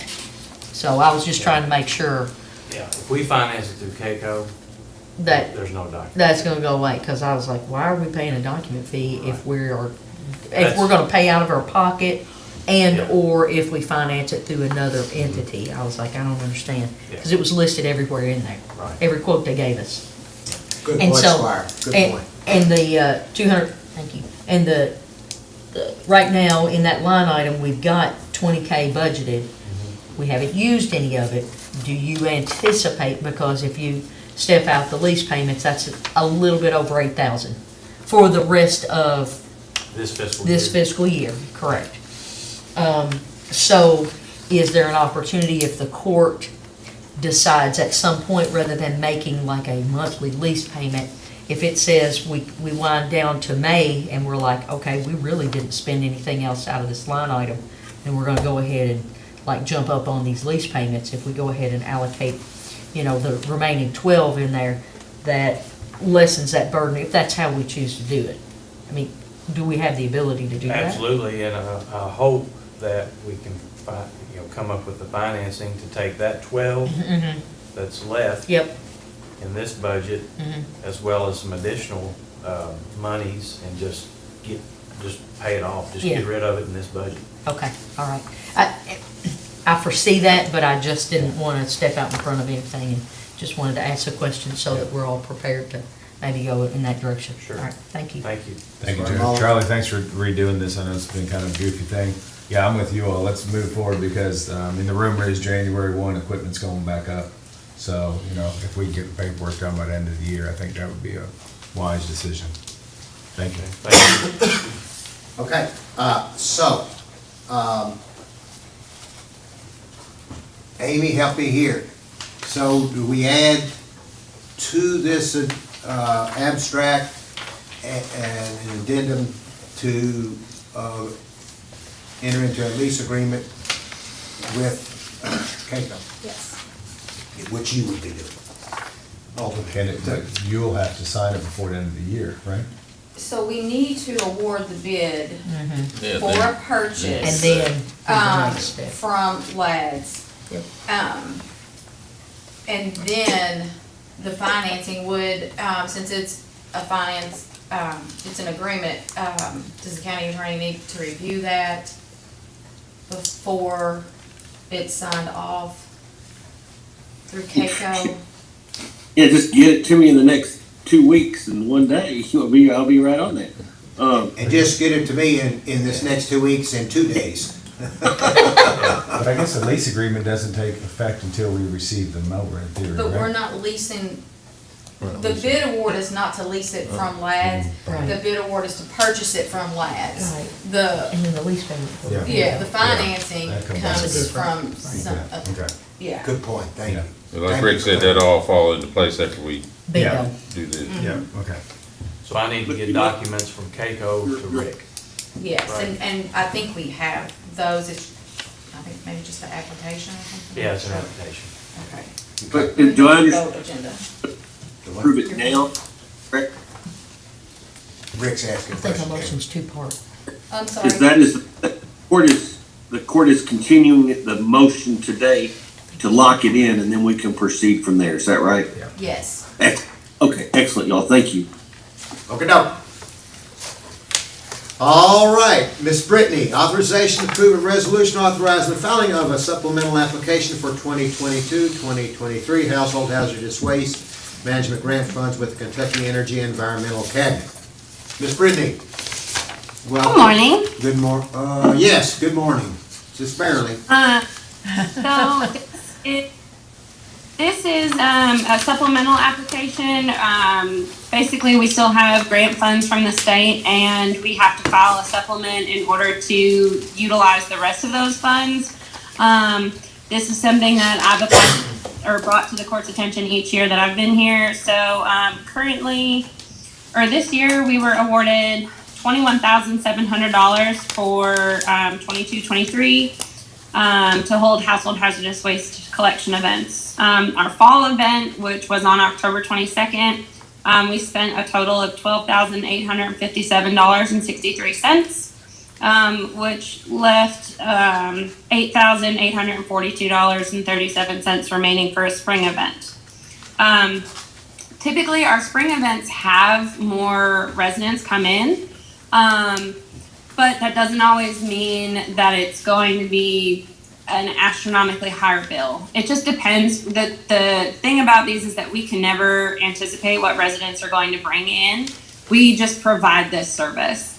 So if we do go over that remaining $8,842, which is pretty likely, whatever overage there is, we have an agreement where we will split that 50-50 with the city, and that cash that we give towards that counts for our 25% match. It's how we've done it in the past, and it's, let's see here. Right now, I just spoke with Amy earlier this week. There's currently just over $14,000 left in that line item, because it's kind of a catch-all for any other solid waste and landfill disposal. So there's plenty of funds there to cover any overage. So I recommend we go on and do it. Okay. Any questions? Okay, thank you, Brittany. We're moving on. Thank you. Great job. The next item is authorization to approve a resolution pledging a commitment to the renovation of Kentucky State University Exum Center and entering into a memorandum of understanding between Kentucky State, the City of Frankfort, the YMCA of Kentucky, and Franklin County Fiscal Court at the Exum Center as a local collaborative effort. Last time this was on the agenda, Squire Muller, you asked that it be taken off, that you have an opportunity to work out an issue or two, and I believe you, in part of the meeting that I was in, it sounded like this has been worked out, and you ready to go with it? Yeah, I'm still questioning. I don't know, I mean, after talking to the mayor, I don't know if it's necessary to do the resolution today, just because I know they're still going to be looking at the facility and things, and I know the position of the court is to really hone in on the pool, you know, the indoor facility there. So I think this is going to be a huge project for the governor and the city and things. So my recommendation, just talking to the mayor, would be to focus on the MOU for today. That's what it is. Yeah, but not the resolution. So I don't think it's necessary to pledge the $1 million right now. It's just passing the MOU. The MOU requires, an interlocal requires a resolution. So we may So just have to modify the you're asking to take the $1 resolution. million appropriation out? Yeah, I mean, that's the last, when I talked to the mayor, that's what he said. He said he's not worried about the $1 million now. This is all to kind of just form, the MOU is to form a committee to look at the Exum Center, but it's also for the governor to take it to legislation in the beginning of January to help get funds to work on the building, is basically what, he's wanting to show collaboration between the city, county, the YMCA, and Kentucky State University. So. And let me see, but your issue is the $1 million that we have appropriated for an indoor pool, you don't want it in there, is that? Well, I don't think we need to put it in there right now. I think what we had talked about is they're gonna come back and do some budgeting of what it's gonna take to fix the indoor pool for our citizens, and then at that point, we will look at the money. So that's where I am. I mean, we can talk about it as a group. If you all feel comfortable with it, that's fine, but that's my stand right now, as far as, you know, to focus on the MOU just for the sole purpose of putting a committee together between the 4 entities and looking at it, and then when we need to talk about money, we'll talk about money. The city did approve an MOU, the resolution, with $1 million in there for them, is that correct? Yeah, but I guess we're redoing it now, and I guess it starts with us, what it sounds like. Go ahead. What does the indoor pool have to do with this MOU? I mean, is it the centerpiece? Is it an add-on? For the county, I think it's the focal point, because that's what our citizens are missing, an indoor pool facility. And since we don't have the means to, you know, build a new one for right now, that's where the conversation started with the county, as far as looking at an indoor, fixing their pool, so our, you know, seniors and kids and swim teams have somewhere to swim until we figure it out on a bigger scale. But then it kind of turned into, you know, the whole Exum Center, which I don't know how much we're gonna get involved in that, just because it's the YMCA and the state, basically, it's a state building. So we were offering to help, you know, kind of figure the pool situation out. So I know when we had that meeting, they'll have people come in from the state to look at the building overall, but they know, and even President Johnson said, we know the pool's the first thing that needs to be addressed to kind of get everybody going. So, but they'd have to form a committee so they can do that, and that's what the MOU is for. So you're in favor of that indoor pool as a part of the Exum Center? Mm-hmm. Squire Moore? What guarantees do we have of the public being able to use this pool and not the university saying, oh, we've got to meet that day, or we've got practice? That came up, and that's a great question, and that's what the committee's gonna be put together for, you know, as far as structuring that and how it's laid out. Yeah, I don't want to put any money in it until we know those. Right, that's why I'm saying, you know, I'm not as pressed to commit the money, but the committee has to be formed so we can figure those things out. Who's gonna have control of it? Well, I think that's what, you're exactly right. This whole piece is, we're about 6 steps out in front of it.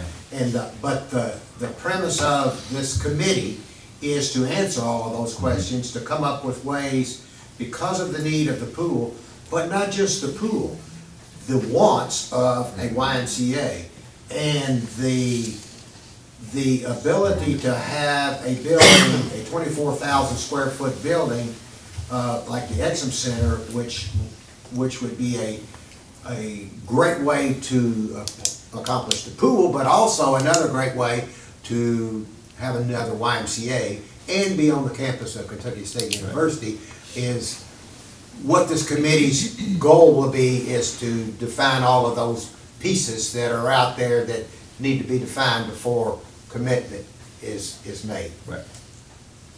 Squire Tracy? Thanks, Judge. I spoke to the mayor this morning about it, and he, and just to piggyback off what you said, Squire Muller, is he's not concerned about the money. He's not concerned about a commitment from us at all in regards to money. What he told me, what he was looking at was, obviously they've got to take a plan to the state, to the governor, to allow the governor to go to work for the legislators. And he wants basically a picture of unity. So what started off as a short-term fix for a pool project for our community because of the needs of the school teams and the residents, widened it. I'm not sure how it got there, but it went from a short-term fix of a pool to, hey, let's renovate the whole Exum Center and let's let the YMCA operate out of it. Obviously, for the city, there's several reasons that they'd want to do it. It gets them out of a $2.5 million commitment to the YMCA. Gets them away from the YMCA using their bonding capacity. There's 2 huge reasons to move it to Kentucky State. I'm like Squire Moore. I'm not sure that I want to commit $1 million to a group that has proven over time that they're not having any luck managing their money. I don't think What's that's the a age fair of the thing to say. Exum Center? Is it 15 to 20 years old? It's not even. It was built in 2000, I think it opened in Yes. 2005. So 15. So again, it just seems like we're getting put on the hook for a lot. But again, to go back to Such drastic repair. to go back to what the mayor said, it was more about, hey, we just want to, we just need your all's. Well, I with us think there. this is the bottom line here, is that there's a lot of issues. And so I think we can enter into a resolution to do an MOU. We'll take the $1 million out, but enter, as it said, as the mayor said, and you have said, and all of us, well, most all of us have said, that this is an opportunity. Let's not forget this is an opportunity to work with Kentucky State. It's an opportunity for the city and the YMCA. There's a lot of needs that are there. We know that there's an indoor pool need. The city knows there's an indoor pool need. The city also knows that there's a YMCA need. And to be honest with you, we should know that too. There's a YMCA need. And so this group, the whole idea of it is to answer those questions and see how this can move forward. This is just a beginning baby step let's take the $1 million out, let's just agree with doing an MOU to move this process forward. The governor is saying, please get this done. By the way, today, the president of KSU is meeting with his board this morning to do the same thing, to approve this MOU, for them to move together too. So it's a collaborative effort of all of us in this community to try to get something done together. MOU is the same for every submittal? Yes. We were asked, actually, Laura Hag asked that we put $1 million in, and that's why it's there. Hey, take it out, I don't care, you all decide, but if we move forward, at some point, it's gonna need to come back in, or some money's gonna need to come back in. That's basically what it is. So what we can do is we can keep the same resolution that we have, and on the third whereas clause, remove that verbiage from there, down to C, and remove all of that, see if that sounds okay for you all. Okay. Squire Sebastian? Thank you, Judge.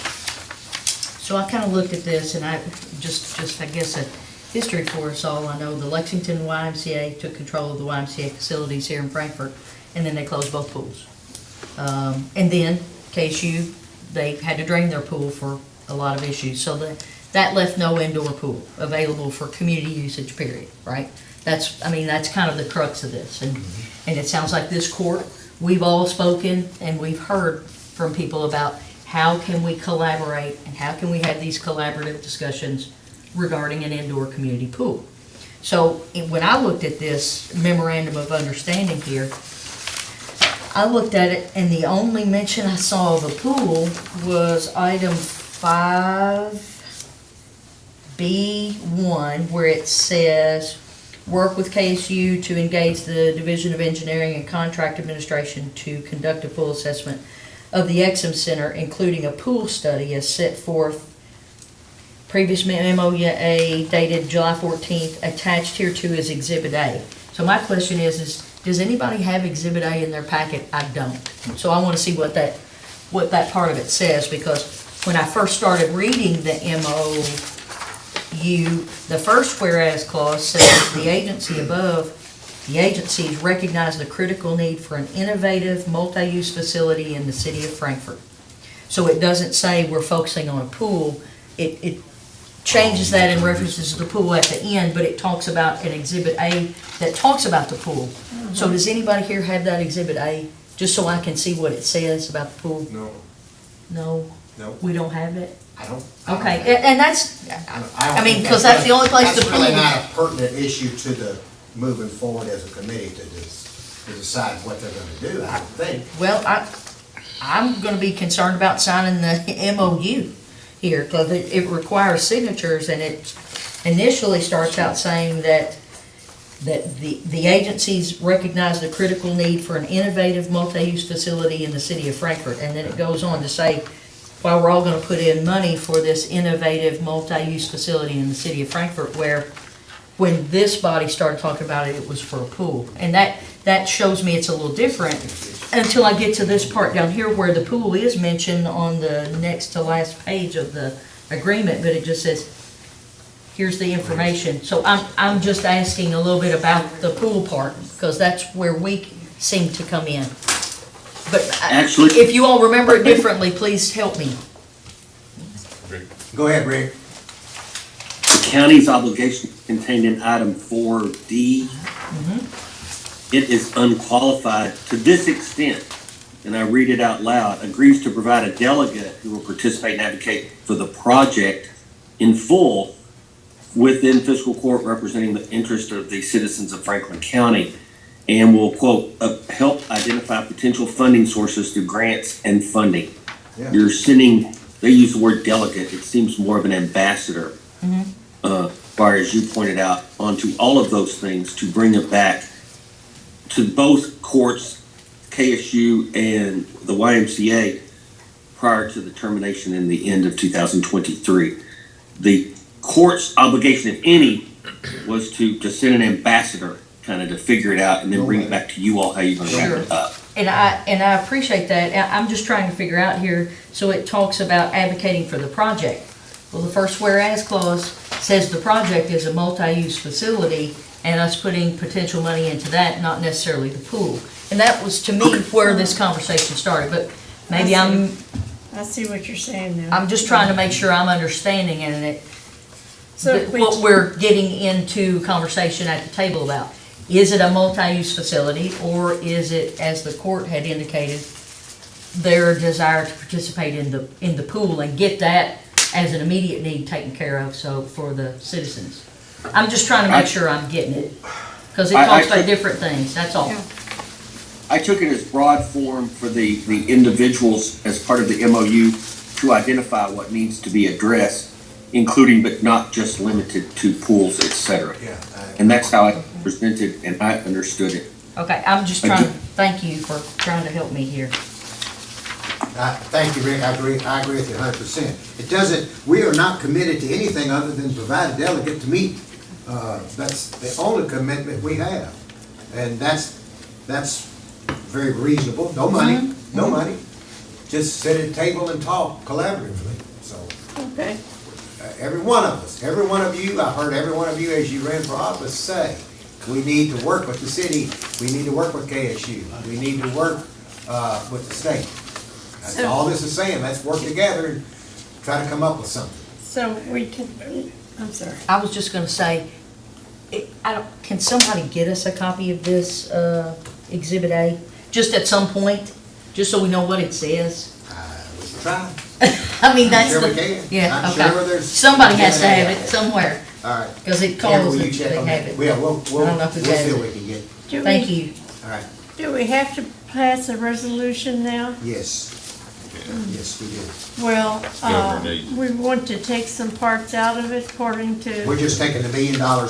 So Taking the money out of it. from the third, whereas clause, all the way down through C, is that okay? Oh, I with everyone? see, now, I see, yeah. Anything you wanna add? Take that out. Mr. County Attorney, is that okay if we do it that way? Yes, sir, if I understand the language is how you're gonna insert, well, it's gonna be a modification of item 1, 2, and 3, the one where the county sends a indication they're gonna do a grant of $1 million. The city's already agreed to theirs. So where this says, whereas the county desires to provide financial support toward a successful renovation of the Exum Center, are we saying that third, the whole clause comes out? I'm just trying to make sure I'm getting it too.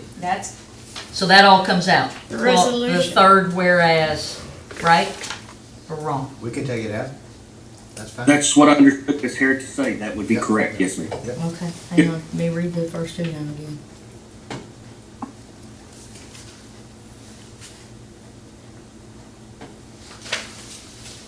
So do we want to say anything about, in that top whereas clause about the pool?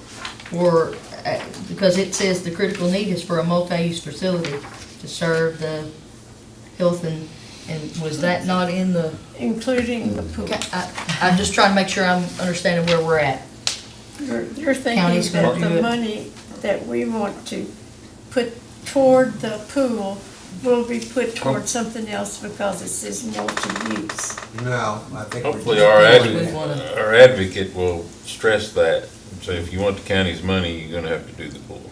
Well, and ultimately, Okay. when I called Rick about this, and Okay. he said, it's not binding you to anything. It's putting a seat at the table to put a committee together to try to figure it out. So at that point, if we don't want to play ball, then we back out.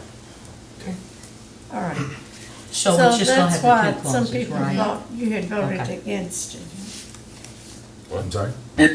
And Squire is correct, it is putting an ambassador at the table to have to bring it back to this body to decide what the ambassador and the group decides to do, and you get to further evaluate it. Yeah. Again, but it doesn't obligate anybody to anything other than just, here's our chair, and fill it up with an appropriate person. Okay. All right? Okay, we got it? Cameron, Got it. you okay? We're taking the third whereas out. From the third all the way down through C. Okay. Okay. Total. All right. The next item on the agenda is authorization to approve appointment of Philip Morgan to the Franklin County Extension District Board 4-H position. He's replacing Denise Bovinger, who had to resign. And this is a recommendation from their board to us. The next item on the agenda is authorization to approve cash transfers. Miss Amy. And treasurer's report. So I And payment of have, claims. I have done an estimate of what our cost will be through the end of the year, and so that's what, the cash transfer, that's what, has made that come about. Those are budgeted, but our jail fund, fire fund, and the capital improvement cash needs a transfer from the general fund. Yes. Thank you. Is this more for like salaries at this point to kind of catch up with that? Or is it more for a piece of equipment that we didn't anticipate, got, you know, something happened to it and it's in the shop for repair, or, and then the capital improvement fund, because that's a big chunk going in there, what's that for? The capital improvement fund is for our debt payment as well as the purchase of duckers. And the jail and fire, yes, it's salaries and just general expenditures. And we do this once a quarter, so that when we do our report to DLG, that our funds, you know, our funds are all in one bank account. They're But all we liquid. need our funds to have a positive balance. Go ahead.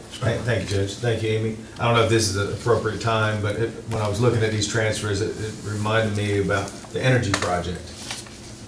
Have we received anything on that project as far as savings that we're getting on utilities, buildings, anything like that? That you know of? I don't. I can check into that. I know we keep track of it. Kim keeps track of that, the utilities. Just because I know when we went into that, maybe somebody from the Energy Committee can talk about it, we were guaranteed a certain percentage of energy was gonna be saved. Yeah, or they would make up. Right, and I'm just curious if there's any reports being turned in, or if we have any I know knowledge of it. that there was a baseline that they were working on. And I apologize for not following up on that anymore, but there was a baseline that they were trying to get. Yeah, that's what, I just remember, but if somebody could check on that, I would greatly appreciate it, thank you. We'll talk to Kim about that, and I'll also talk with Okay. Teresa too. Yeah. Squire Blackburn? Oh, here we go. I lost you. We got You you. there? We Yeah, see you. I hit a button and everything went black. Yeah, I had the same question, the same comments as Squire Muller. You know, I was looking at the utilities for the buildings. I know some of the, the judicial center is over 50%. 321 West Main's over, sheriff's office is over, jail's over 5%. These are all places where we, intensely used our energy savings projects monies and did upgrades. So I'm really interested to see that as well. I think that's a big thing we need to keep our finger on, because if we don't see savings, they pay for it. So it's a guaranteed thing we need to make sure we're on top of. Also, I noticed in the workers' comp, some of the funds, they pay for their workers' comp. Does the general fund pay for workers' comp in other offices? Because some of them are up, some of them are down.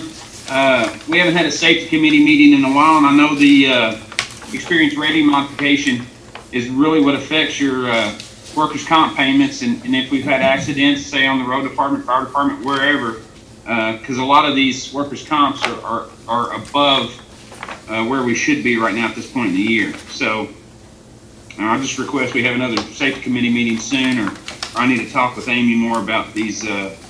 Well, Amy, you want to get Betty Jo on to talk about workers' comp claims? Sure. Come on. Good morning. Actually, they each year they do an estimate from the previous year. We do all the work. We pay for all the workers' comp claims for all departments. And each year they do look at our claims, our lost claims. But unfortunately, with all the prices rising, they send the treasurer of what they're going to charge us. We The only thing we can do is try to keep our claims down, and our claims has been low. Well, I know at the clerk's office, they're exactly on budget, and then in other offices, we're above. So I just, that's what I was noticing. And it's based directly on our insurance, on our experience rating modification. So I just want to get a safety committee meeting set up sometime in the near future. Okay, also too, with, we might need to get someone, I don't think anybody in the safety committee can answer that question, to be honest. I think actually, Amy, you and I need to talk to the person that is the main person that's responsible at KCO, so we can sit down with them to see exactly, what they charge us for, or why they charge us that much too, okay? Yes. We'll get that down, Amy, and we'll talk to somebody so we both will know exactly, why it's down and so forth, okay?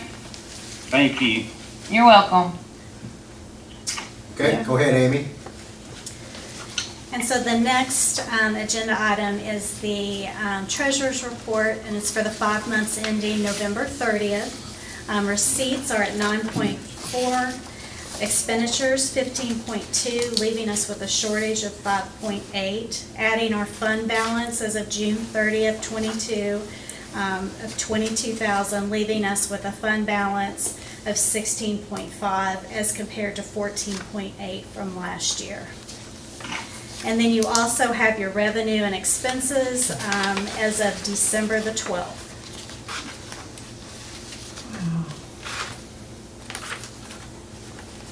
Any questions? Payment of claims, Amy? Any concerns, any questions on payment of claims to Amy or to Tambra? As far as Sebastian? I just have one question. On page 3, under general fund court bills, under account 015401-566, maintenance at the park. Charlie, you're here, you might know this. Is concrete bleach different than the bleach that we get from 566? Or is it 586? 586? 586, Okay. I'm sorry. Yeah. I apologize if I Okay. misspoke. That's okay. Is concrete bleach different than bleach that we can get from the jail? Is that something we use on splash pad? Clean it? I would have to look into that. Okay, because it specifies here we're getting concrete bleach, so I just wasn't sure if it was something that we needed particularly for the splash pad, to meet some kind of health department regulation, and then how we recirculate the water and utilize the water. I didn't know if it had some kind of different makeup, because, we gave money to the jail to purchase a bleach maker, and they have it, and they had indicated that they would be providing that for a variety of services in the county, and I just thought, this is a great way to. How much is that? How much Oh, is that bill for? $35. But I'm just asking about, is it different? Is concrete bleach different than other bleach? I don't know. That's a good question. I'll have to check and see. I mean, I don't know, it may have a different alkaline or something, and we absolutely have to get it, but it's a great way to showcase that, again, we're utilizing services of the jail in other parts of Franklin County. That's the only reason I bring that up. I got you. I'll check into it, yeah. Okay, anything else? All right, Amy, thank you. Thank you for your update on everything. If no other questions, we'll move to the next item. The next item is other business, and we've dropped the CASOP from that. Is there any other business? I had a question for the bills. You didn't see me. I'm sorry, I did not see you. You're right. I apologize. And they're just curiosities. I know for on our payment of our bills, we did the fuel surcharge, and I know that's based on the Department of Energy's numbers for the waste collection, and I think it was at $425. And I know the road department's their bill they paid last month was $525 for our surcharge, and the road department paid $457 last month. And then I see at the fire department they don't have any fuel at all, so I don't know if they've got an account or how that works, but numbers are all over the place, and I just wanted to get my head wrapped around it a little better. Well, we got Brian Brewer, Chief Brewer here to talk about the fire department. I don't see, John's not back there, is he? No, he's not. But we do have fuel in the supplemental bill. Okay. So for the fire department's fuel, we are getting hit really hard with fuel. Our trucks get, as you can imagine, pretty poor fuel mileage for the size trucks that we have. I actually emailed the treasurer this week and made sure she was aware. We're gonna watch that. We're trying to put policies in place to try to limit any trips that we can. But, you know, just the nature of it, we're looking at running around 3,400 calls plus all the other assignments that we have with hydrant testing and hose testing and pump testing. You know, fuel is going to be a major impact for us this year. So. Did you all buy any this past month? Yes. We do the Wex Fleet system, so we don't have stored fuel on site. So we would just use the Wex Fleet system to buy it at the stations or at the gas pumps, just like you would in your vehicle. Go ahead, Tamara. You've yeah. got supplemental bills. Squire Blackburn, there is, the fuel invoices in the actual supplemental bill reports. Okay, thank you. Yes, and so for the fire department for, the month of November, it was $7,658.25. And that's been a consistent number pretty much the whole year. We actually increased that line with the fuel the way it increased. I don't think anybody really foresaw it staying this high this long with diesel, over $5 a gallon, but it doesn't look like it's going anywhere, unfortunately, anytime soon, so. Squire Moore, you coughing about the price of diesel? You might I have know to you check are. with Robinson Oil, they were 40 something last week. And that's selling it directly out. That's highway fuel, they were 303 for off-road fuel. Okay, we might have to check into that. He changes daily, so. Yeah. Right. They're calling him. I think it was 403 on highway fuel, that's what it was. Wow. I know with the, That was the day before the spill. surcharge, the surcharge we get with the, hazardous, or not the hazardous waste, but with just trash collection, it was like 22 days and the rate was set, I think, November 22nd. And, you know, I looked at the DOE report and I looked at the regional report. It's different all over the country. But, you know, they set a number on a date and they stay with that number for a month or 22 days. It fluctuates a lot. So it's tricky, and I feel like we're not getting the best end of the deal, but I understand it. So I can have, our accounts payable administrator, Kim, send you all a copy of the bill so that you can see how the discounts are applied, because this is, the WEX agreement is off the state price, master agreement. So you can see, not necessarily what's at the pump is the price that they're paying when they purchase it. It's calculated at a later date, and it's set on, they have a formula that they set and then a discount on that as well. But I can have her send that out to you all so that you all can see how it works behind the scenes. Thanks, Tamara. You're welcome. All right, anything else on that? Okay, let's go to the constitutional offices. Mr. Sparks? Well, thank you, Judge. I just wanted to throw this out here amongst my favorite court in the world and just tell you all as I wrap up this particular day, this particular court, this particular session, that although sometimes people may criticize the efforts that go into making your decisions, I am so proud to represent this court in all of your decisions, however nauseous and long it sometimes gets to you, but you all attempt to always get to the bottom and resolve the matters that you've got going. And it's just been a pleasure, and I wish you all the very best of luck next year. And thank you for allowing me to represent the people of Franklin County these many, many years. Keep it up and good luck, and tone it down sometimes, but get to the bottom of it no matter what it takes. That's what the whole game is about. That's what I do every day. And it's always a pleasure to see you all engaged and engaging. And thanks for everything. Thanks for Lambert, Ms. Booth, and everybody, and Judge, and Hammer, and everybody who's going to be heading on around. It's just been fun. And those of you who have to suffer unto truth further, good luck. And I just wanted to thank you all. All right. That is, thank you. Thank you, Rick. And we've had several opportunities and we'll continue during the day thanking you. But Rick, thank you very, very much for your great service and your diligence in keeping us straight. We may not always agree with it, but we know that you're doing what you think is the very best for our safety and welfare. So that's you all twice, and I had it shut down, or you would have heard me laugh as you said that. But thank you very much for everything you all did. The employees and members of the court. I know at the end of the day, y'all are doing what you got to do, and sometimes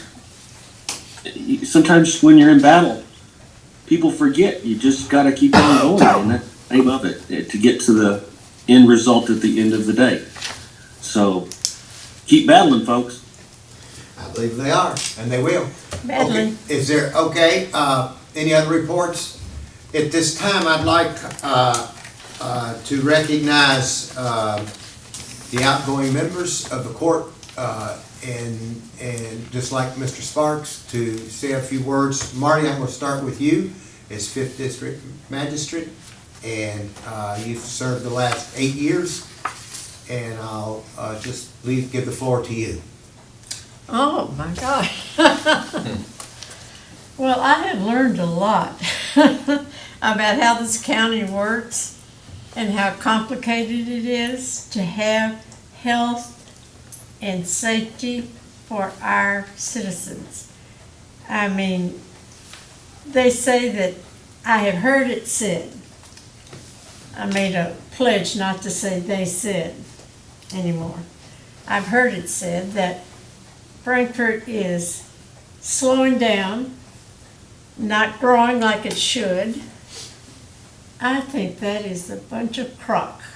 I'm sorry to say that, but we are so busy with elements of how people live. It is staggering. And the planning and zoning that is required, we have so much growth that it's a problem. We have so much growth. So, and to be in a position where ordinances are made and carried out is, well, it's hard on one to try to understand everything that needs to be understood. And people sometimes call you and tell you that you don't understand what needs to be understood. So that is also takes a lot of energy.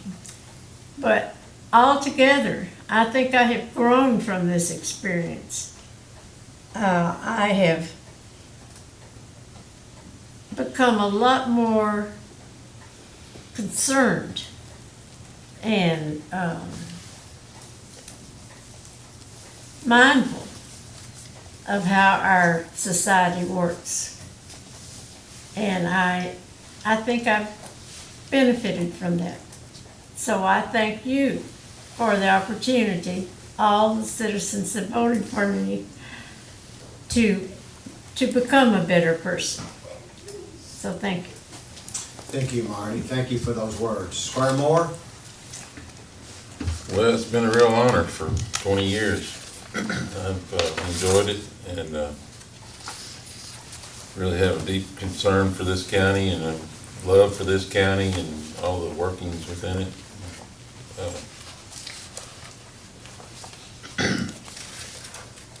It's just been a great honor to serve the 6th District and all of Fiscal Court and work with all the different members that have been through here. And the ones here now and the ones coming in. we leave this county in a pretty good shape, I think, and we've got countywide policing. We didn't have that when I came on. We've got free trash pickup. Don't have the dumpsters out in the county anymore with the rats running around. That's so much good. Got the last 2 gravel roads paved in this county. Lots of bridges replaced and still several coming. I'll just take control of this ship and keep her going on the right path, and I think it'd be fine. That's about all I got. Thank you, Lambert, and it's been such an honor to serve with you over your tenure of 20 years, and Marty over your tenure of 8 years. You've been my magistrate, and I'm proud that you were my magistrate as well. Tamara, I'm gonna give you an opportunity. I didn't say this to you, but I wanted this, if you wanna say anything, because you're part of this fiscal court and you've meant so much to all of us. So if you would like to say something. Goodness, I don't know what to say. I feel like I've grown up here. It's only been 13 years. Yep. But yeah, just I really appreciate the work that you all do. It's not as easy as it seems to be. Yes. Just you have to answer for the way you vote. So I appreciate you all, appreciate your support of me, and look forward to seeing you all continue to do really good things for our community and for our employees. Just trust in our employees, and they all know how to do their job, and they're going to teach you a lot too as we go forward. And I've been working with Jack, trying to get him off on a good foot, and I know that the employees are in really good hands with him coming in. So excellent choice. And Judge, we appreciate you. Your door's always been open. And that's all I'm going to say. We're gonna have a reception in a bit. And We'll get another chance. Yeah, to say some Okay. things too. Because I So- was reminded of things I should have said about you too. Tamara, thank you. Thank you. It's hard. This is actually 34 years of serving both the city and the county, 24 years in the county, and I'm 24. 24 in the county, and it's been such an honor. I want to say thank you to the people of this community for allowing me to serve you. It truly is. All of us that are sitting at this table and that have run for office, you know that when you sign those papers, you're making a commitment to do it, to go out there and to sell yourself, and then, if you're lucky enough, you get elected, and then you have to sell yourself again, and you know who your boss is. Our boss is you, the people of this community.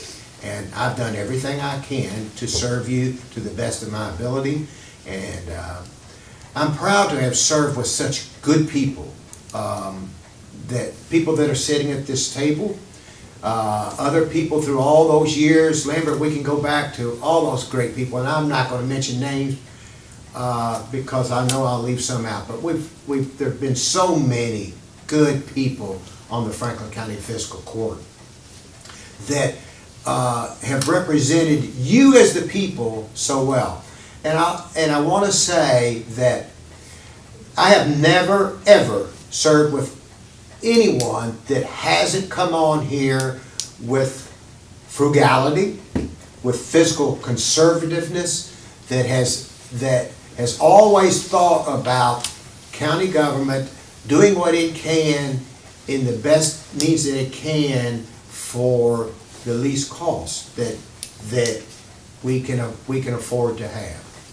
And with that being said, the men and the women that work for county government in all the aspects of county government are fantastic. They commit themselves to not only doing that one job that their job description says, but to many other jobs. Our men and women serve us and this community, not just in their job, but so many other ways. And it makes me proud as being the top elected official, and it will you too, Michael, that these people, our employees are outstanding. Wonderful people, wonderful people. And to Richard Tanner, and to Kelly Dykes and Eric Wisman, the new members of the court. This court functions best when we all work together, when we're not working against each other, but we're all on the same page. And so I wish you that hope and that prayer that you all work together, because the issues that are out there, and Lambert Moore said we're leaving you in good shape, but we're leaving you with issues. And the biggest issue that I see that is among us in this community is we are divided, and we are divided in several different ways, but it all comes back down to growth, not growth, industry, not industry, and unfortunately still city and county. So my hope, my wish, and through my experience, my advice is build bridges, not walls. And that's the main point that I need to say to you is build those bridges, pull our community together, work together as a court, work together as government agencies, and we can accomplish anything. With that being said, thank you. Thank you, Franklin County. Thank you, City of Frankfort. Thank you for voters and all for allowing me to serve you. God bless.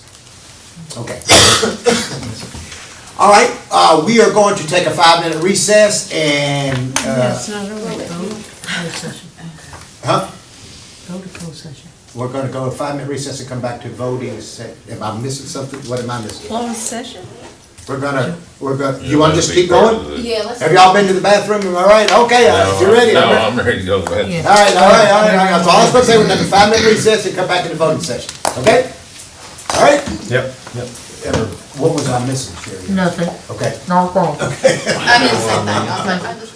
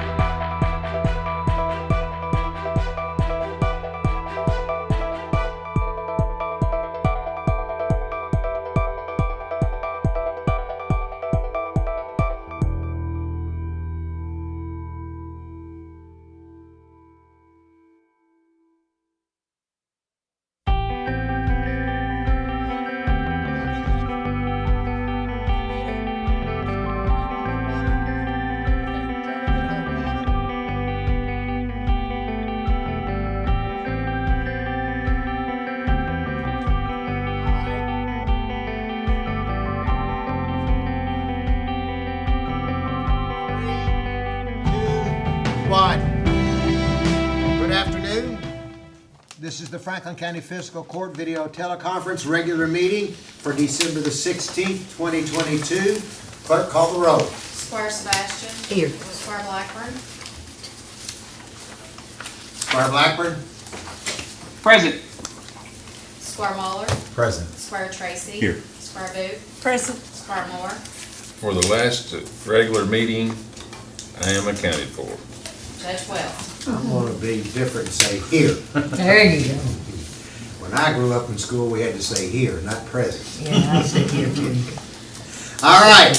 Authorization for approval of minutes from our regular meeting of November the 22nd, 2022. So moved. Second. So moved. Not sure what happened there. English, please. I'm not sure what was going on there. Alright. Squire Sebastian. Yes. Squire Blackburn. Yes. Squire Muller. Yes. Squire Tracy. Yes. Squire Booth. Yes. Squire Moore. Yes. Judge Wells. Yes. Next item, authorization for approval of minutes from our special meeting of November 28th, 2022. So moved. Second. Call the roll. Squire Sebastian. Yes. Squire Blackburn. Yes. Squire Muller. Yes. Squire Tracy. Yes. Squire Booth. Yes. Squire Moore. Yes. Judge Wells. Yes. Next item is authorization to approve sheriff's participation in state advancement program for the calendar year 2023. So moved. Second. Call the roll. Squire Sebastian. Yes. Squire Blackburn. Yes. Squire Muller. Yes. Squire Tracy. Yes. Squire Booth. Yes. Squire Moore. Yes. Judge Wells. Yes. Next item is authorization to approve the sheriff's lump sum fee officials budget for calendar year 2023. So moved. Second. Call the roll. Squire Sebastian. Yes. Squire Blackburn. Yes. Squire Muller. Yes. Squire Tracy. Yes. Squire Booth. Yes. Squire Moore. Yes. Judge Wells. Yes. Next item is authorization to approve the sheriff's annual order setting maximum amount for deputies and assistants for the calendar year 2023. So moved. Second. Call the roll. Squire Sebastian. Yes. Squire Blackburn. Yes. Squire Muller. Yes. Squire Tracy. Yes. Squire Booth. Yes. Squire Moore. Yes. Judge Wells. Yes. Next item is authorization to declare a duty weapon as surplus for the purpose of purchasing for a retiring deputy sheriff. So moved. Second. Call the roll. Squire Sebastian. Yes. Squire Blackburn. Yes. Squire Muller. Yes. Squire Tracy. Yes. Squire Booth. Yes. Squire Moore. Yes. Judge Wells. Yes.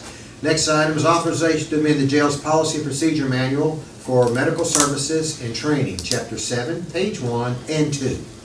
So moved. Second. Call the roll. Squire Sebastian. Yes. Squire Blackburn. Yes. Squire Muller. Yes. Squire Tracy. Yes. Squire Booth. Yes. Squire Moore. Yes. Judge Wells. Yes. Next item is authorization to approve Constable Richard Sandifer's use of emergency equipment for calendar year 2023. So So moved. moved. Hey, my constable, I'll make this motion. Okay. Well, who would like to? Squire Blackburn. Okay. There's the boot down on the There was the ground. big stick. Squire Sebastian. Yes. Squire Blackburn. Get your own constable. Yes. Squire Muller. Yes. Yes. Squire Tracy. Yes. Squire Booth. Yes. Squire Moore. Yes. Judge Wells. Yes.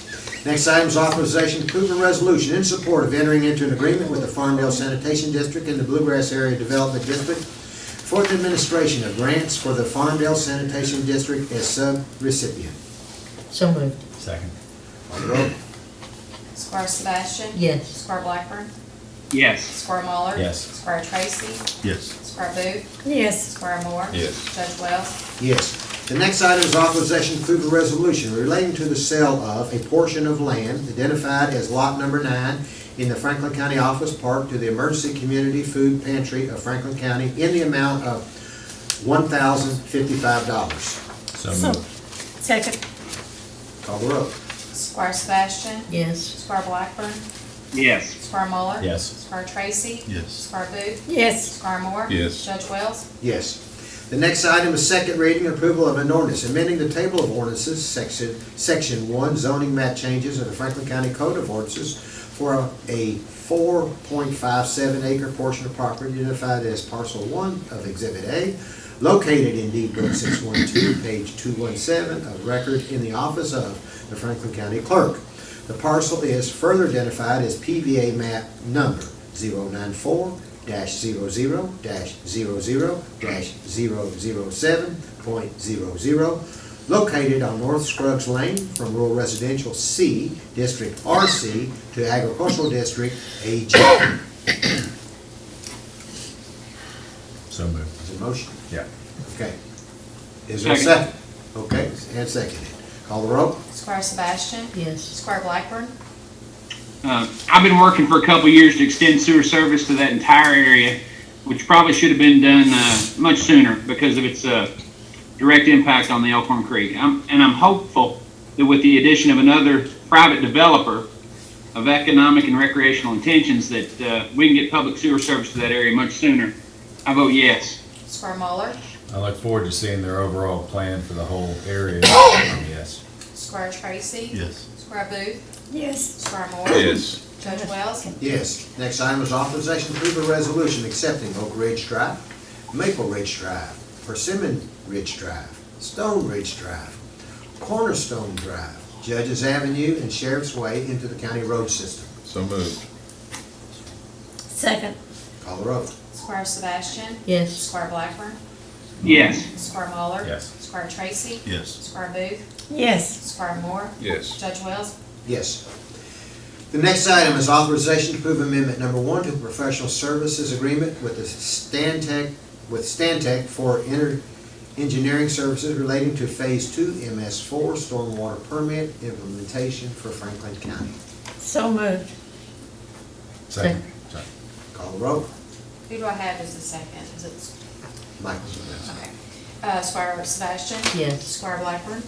Yes. Squire Muller? Yes. Squire Tracy? Yes. Squire Booth? Yes. Squire Moore? Yes. Judge Wells? Yes. The next item is authorization to award a bid for the purchase of a wide area mower to the sole bidder, Ladd's Turf Golf Utility Company for Lakeview Park. I think it's lease, isn't it? We're gonna award the bid to purchase it from Ladd's. Okay. The financing will I thought come. he said we had to lease it to get. The Ladd's did offer us the option to lease from them, but we're going Okay. to purchase from All them. right. Second. Who was the second? Okay, Squire Tracy. Okay. Squire Sebastian? Yes. Squire Blackburn? Yes. Squire Muller? Yes. Squire Tracy? Yes. Squire Booth? Yes. Squire Moore? Yes. Judge Wells? Yes. The next item is authorization to approve a resolution authorizing the filing of a supplemental application for 2022-2023 household hazardous waste management grant funds with the Kentucky Energy and Environment Cabinet Division of Waste Management. So moved. Second. Second. Squire Sebastian? Yes. Squire Blackburn? Yes. Squire Muller? Yes. Squire Tracy? Yes. Squire Booth? Yes. Squire Moore? Yes. Judge Wells? Yes. The next item is authorization to approve a resolution pledging a commitment to the renovation of the Kentucky State University Exum Center and entering into a memorandum of understanding between Kentucky State University, the City of Frankfort, YMCA of Kentucky, and the Franklin County Fiscal Court, establishing the Exum Center Local Collaborative Committee. So moved. Second. Call the roll. Squire Sebastian? As I vote yes for this, it's my understanding that it is a commitment of the court to send a member to participate in this collaborative committee. So with that, I vote yes. Squire Blackburn? Yes. Squire Muller? Yes. Squire Tracy? Yes. Squire Booth? I agree with Squire Sebastian on the representation that we will have in the use of Exum Center. And I vote yes. Squire Moore? Yes. Judge Wells?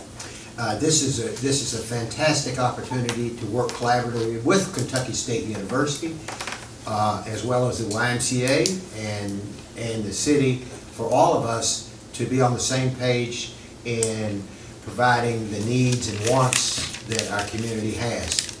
One of them being an indoor swimming facility, but there are other needs and wants, and so this is a fantastic means as I said earlier, building bridges for us all to work together and unite us in the community. With that, I vote yes. And the next item is authorization to approve appointment of Philip Morgan to the Franklin County Extension District Board 4H position for a term ending December 31st, 2023, and he will be replacing Denise Bobinger. who has had to resign. So moved. Second.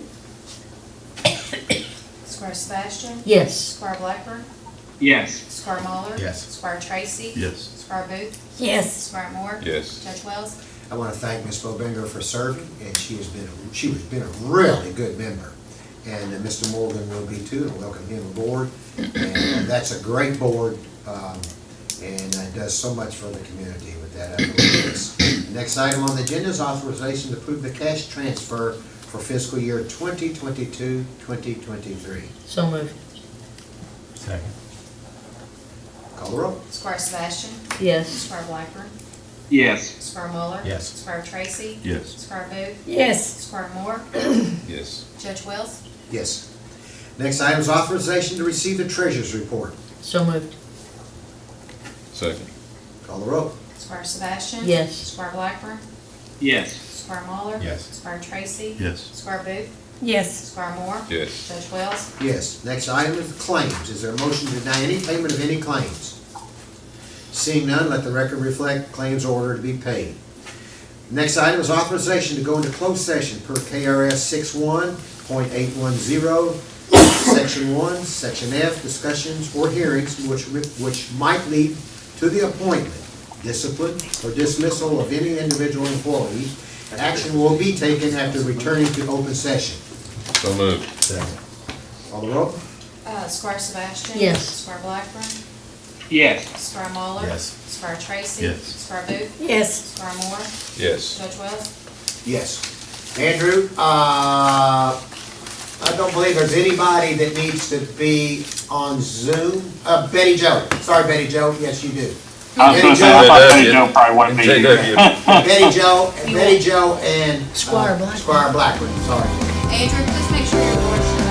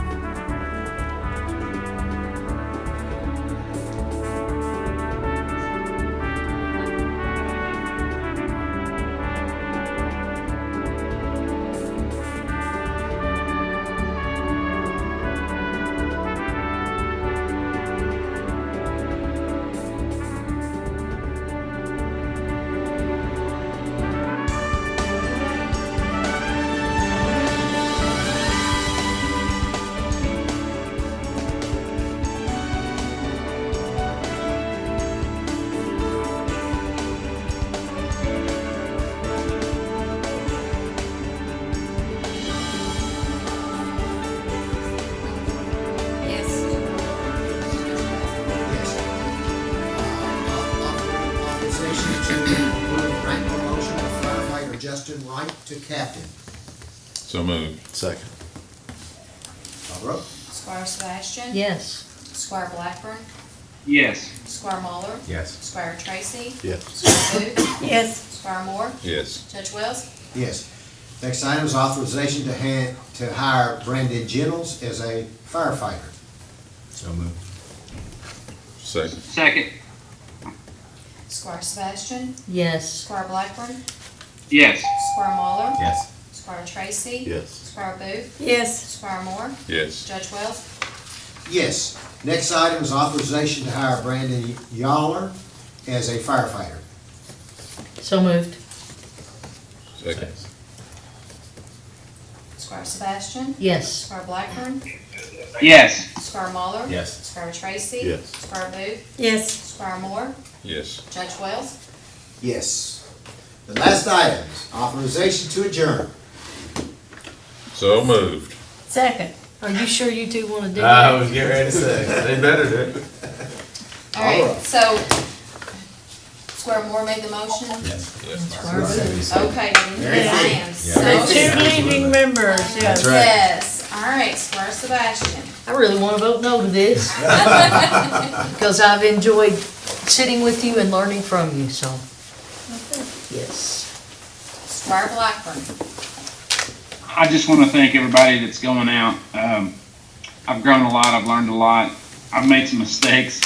But I appreciate all the effort you've had and work you've done for our community. And I know you're still going to continue to do that, just in a different way. I vote yes. Squire Muller. It's been a pleasure serving with, I think, Ann Northcutt, Rick Sparks, Lambert, Marty, Tambra, and the judge, so I'm a yes. Squire Tracy. Yes. Squire Booth. Oh, we're a journey. Oh, gosh. Well, I have to say yes, of course, but thank you for your kind comments. Squire Moore. It's been a pleasure teaching y'all how to Grow a beard? grow a beard. Glad I don't know about it. When this court started, it was hard to get anybody to make a motion or a second, and y'all are jumping right in there. And now this last year, y'all really stepped up. It's been a pleasure working with all of you, and probably haven't seen the last of me. I'll be bugging you, but I vote yes to adjourn this meeting. Judge Wells. Judge, I also wanted to say you've been a better judge than I expected you to be. So, and that was the same way with Robert Roach. I had low expectations of him, and he stepped up because I didn't know him. All I've heard is what. He's comparing you to. But you've been a good judge. Thank you. Really enjoyed working. That's nice of him to say. And thank you, guys, all the members of the court. I'm honored to have been here to serve, and I mean this sincerely. Everything that we did, whether we agreed or not, was there for the community. It was all about the community, and so I am honored to have had this opportunity to serve with you, and I'm very honored that you, Squire Muller, who now I'm going to change to Judge Muller, are moving forward. I really think that you have a golden opportunity here, and I know that you'll do the best to take advantage of that and to serve the community well, and I wish you the very best. Thank you very much. With that being said, I'm going to officially adjourn. Yeah. We are adjourned.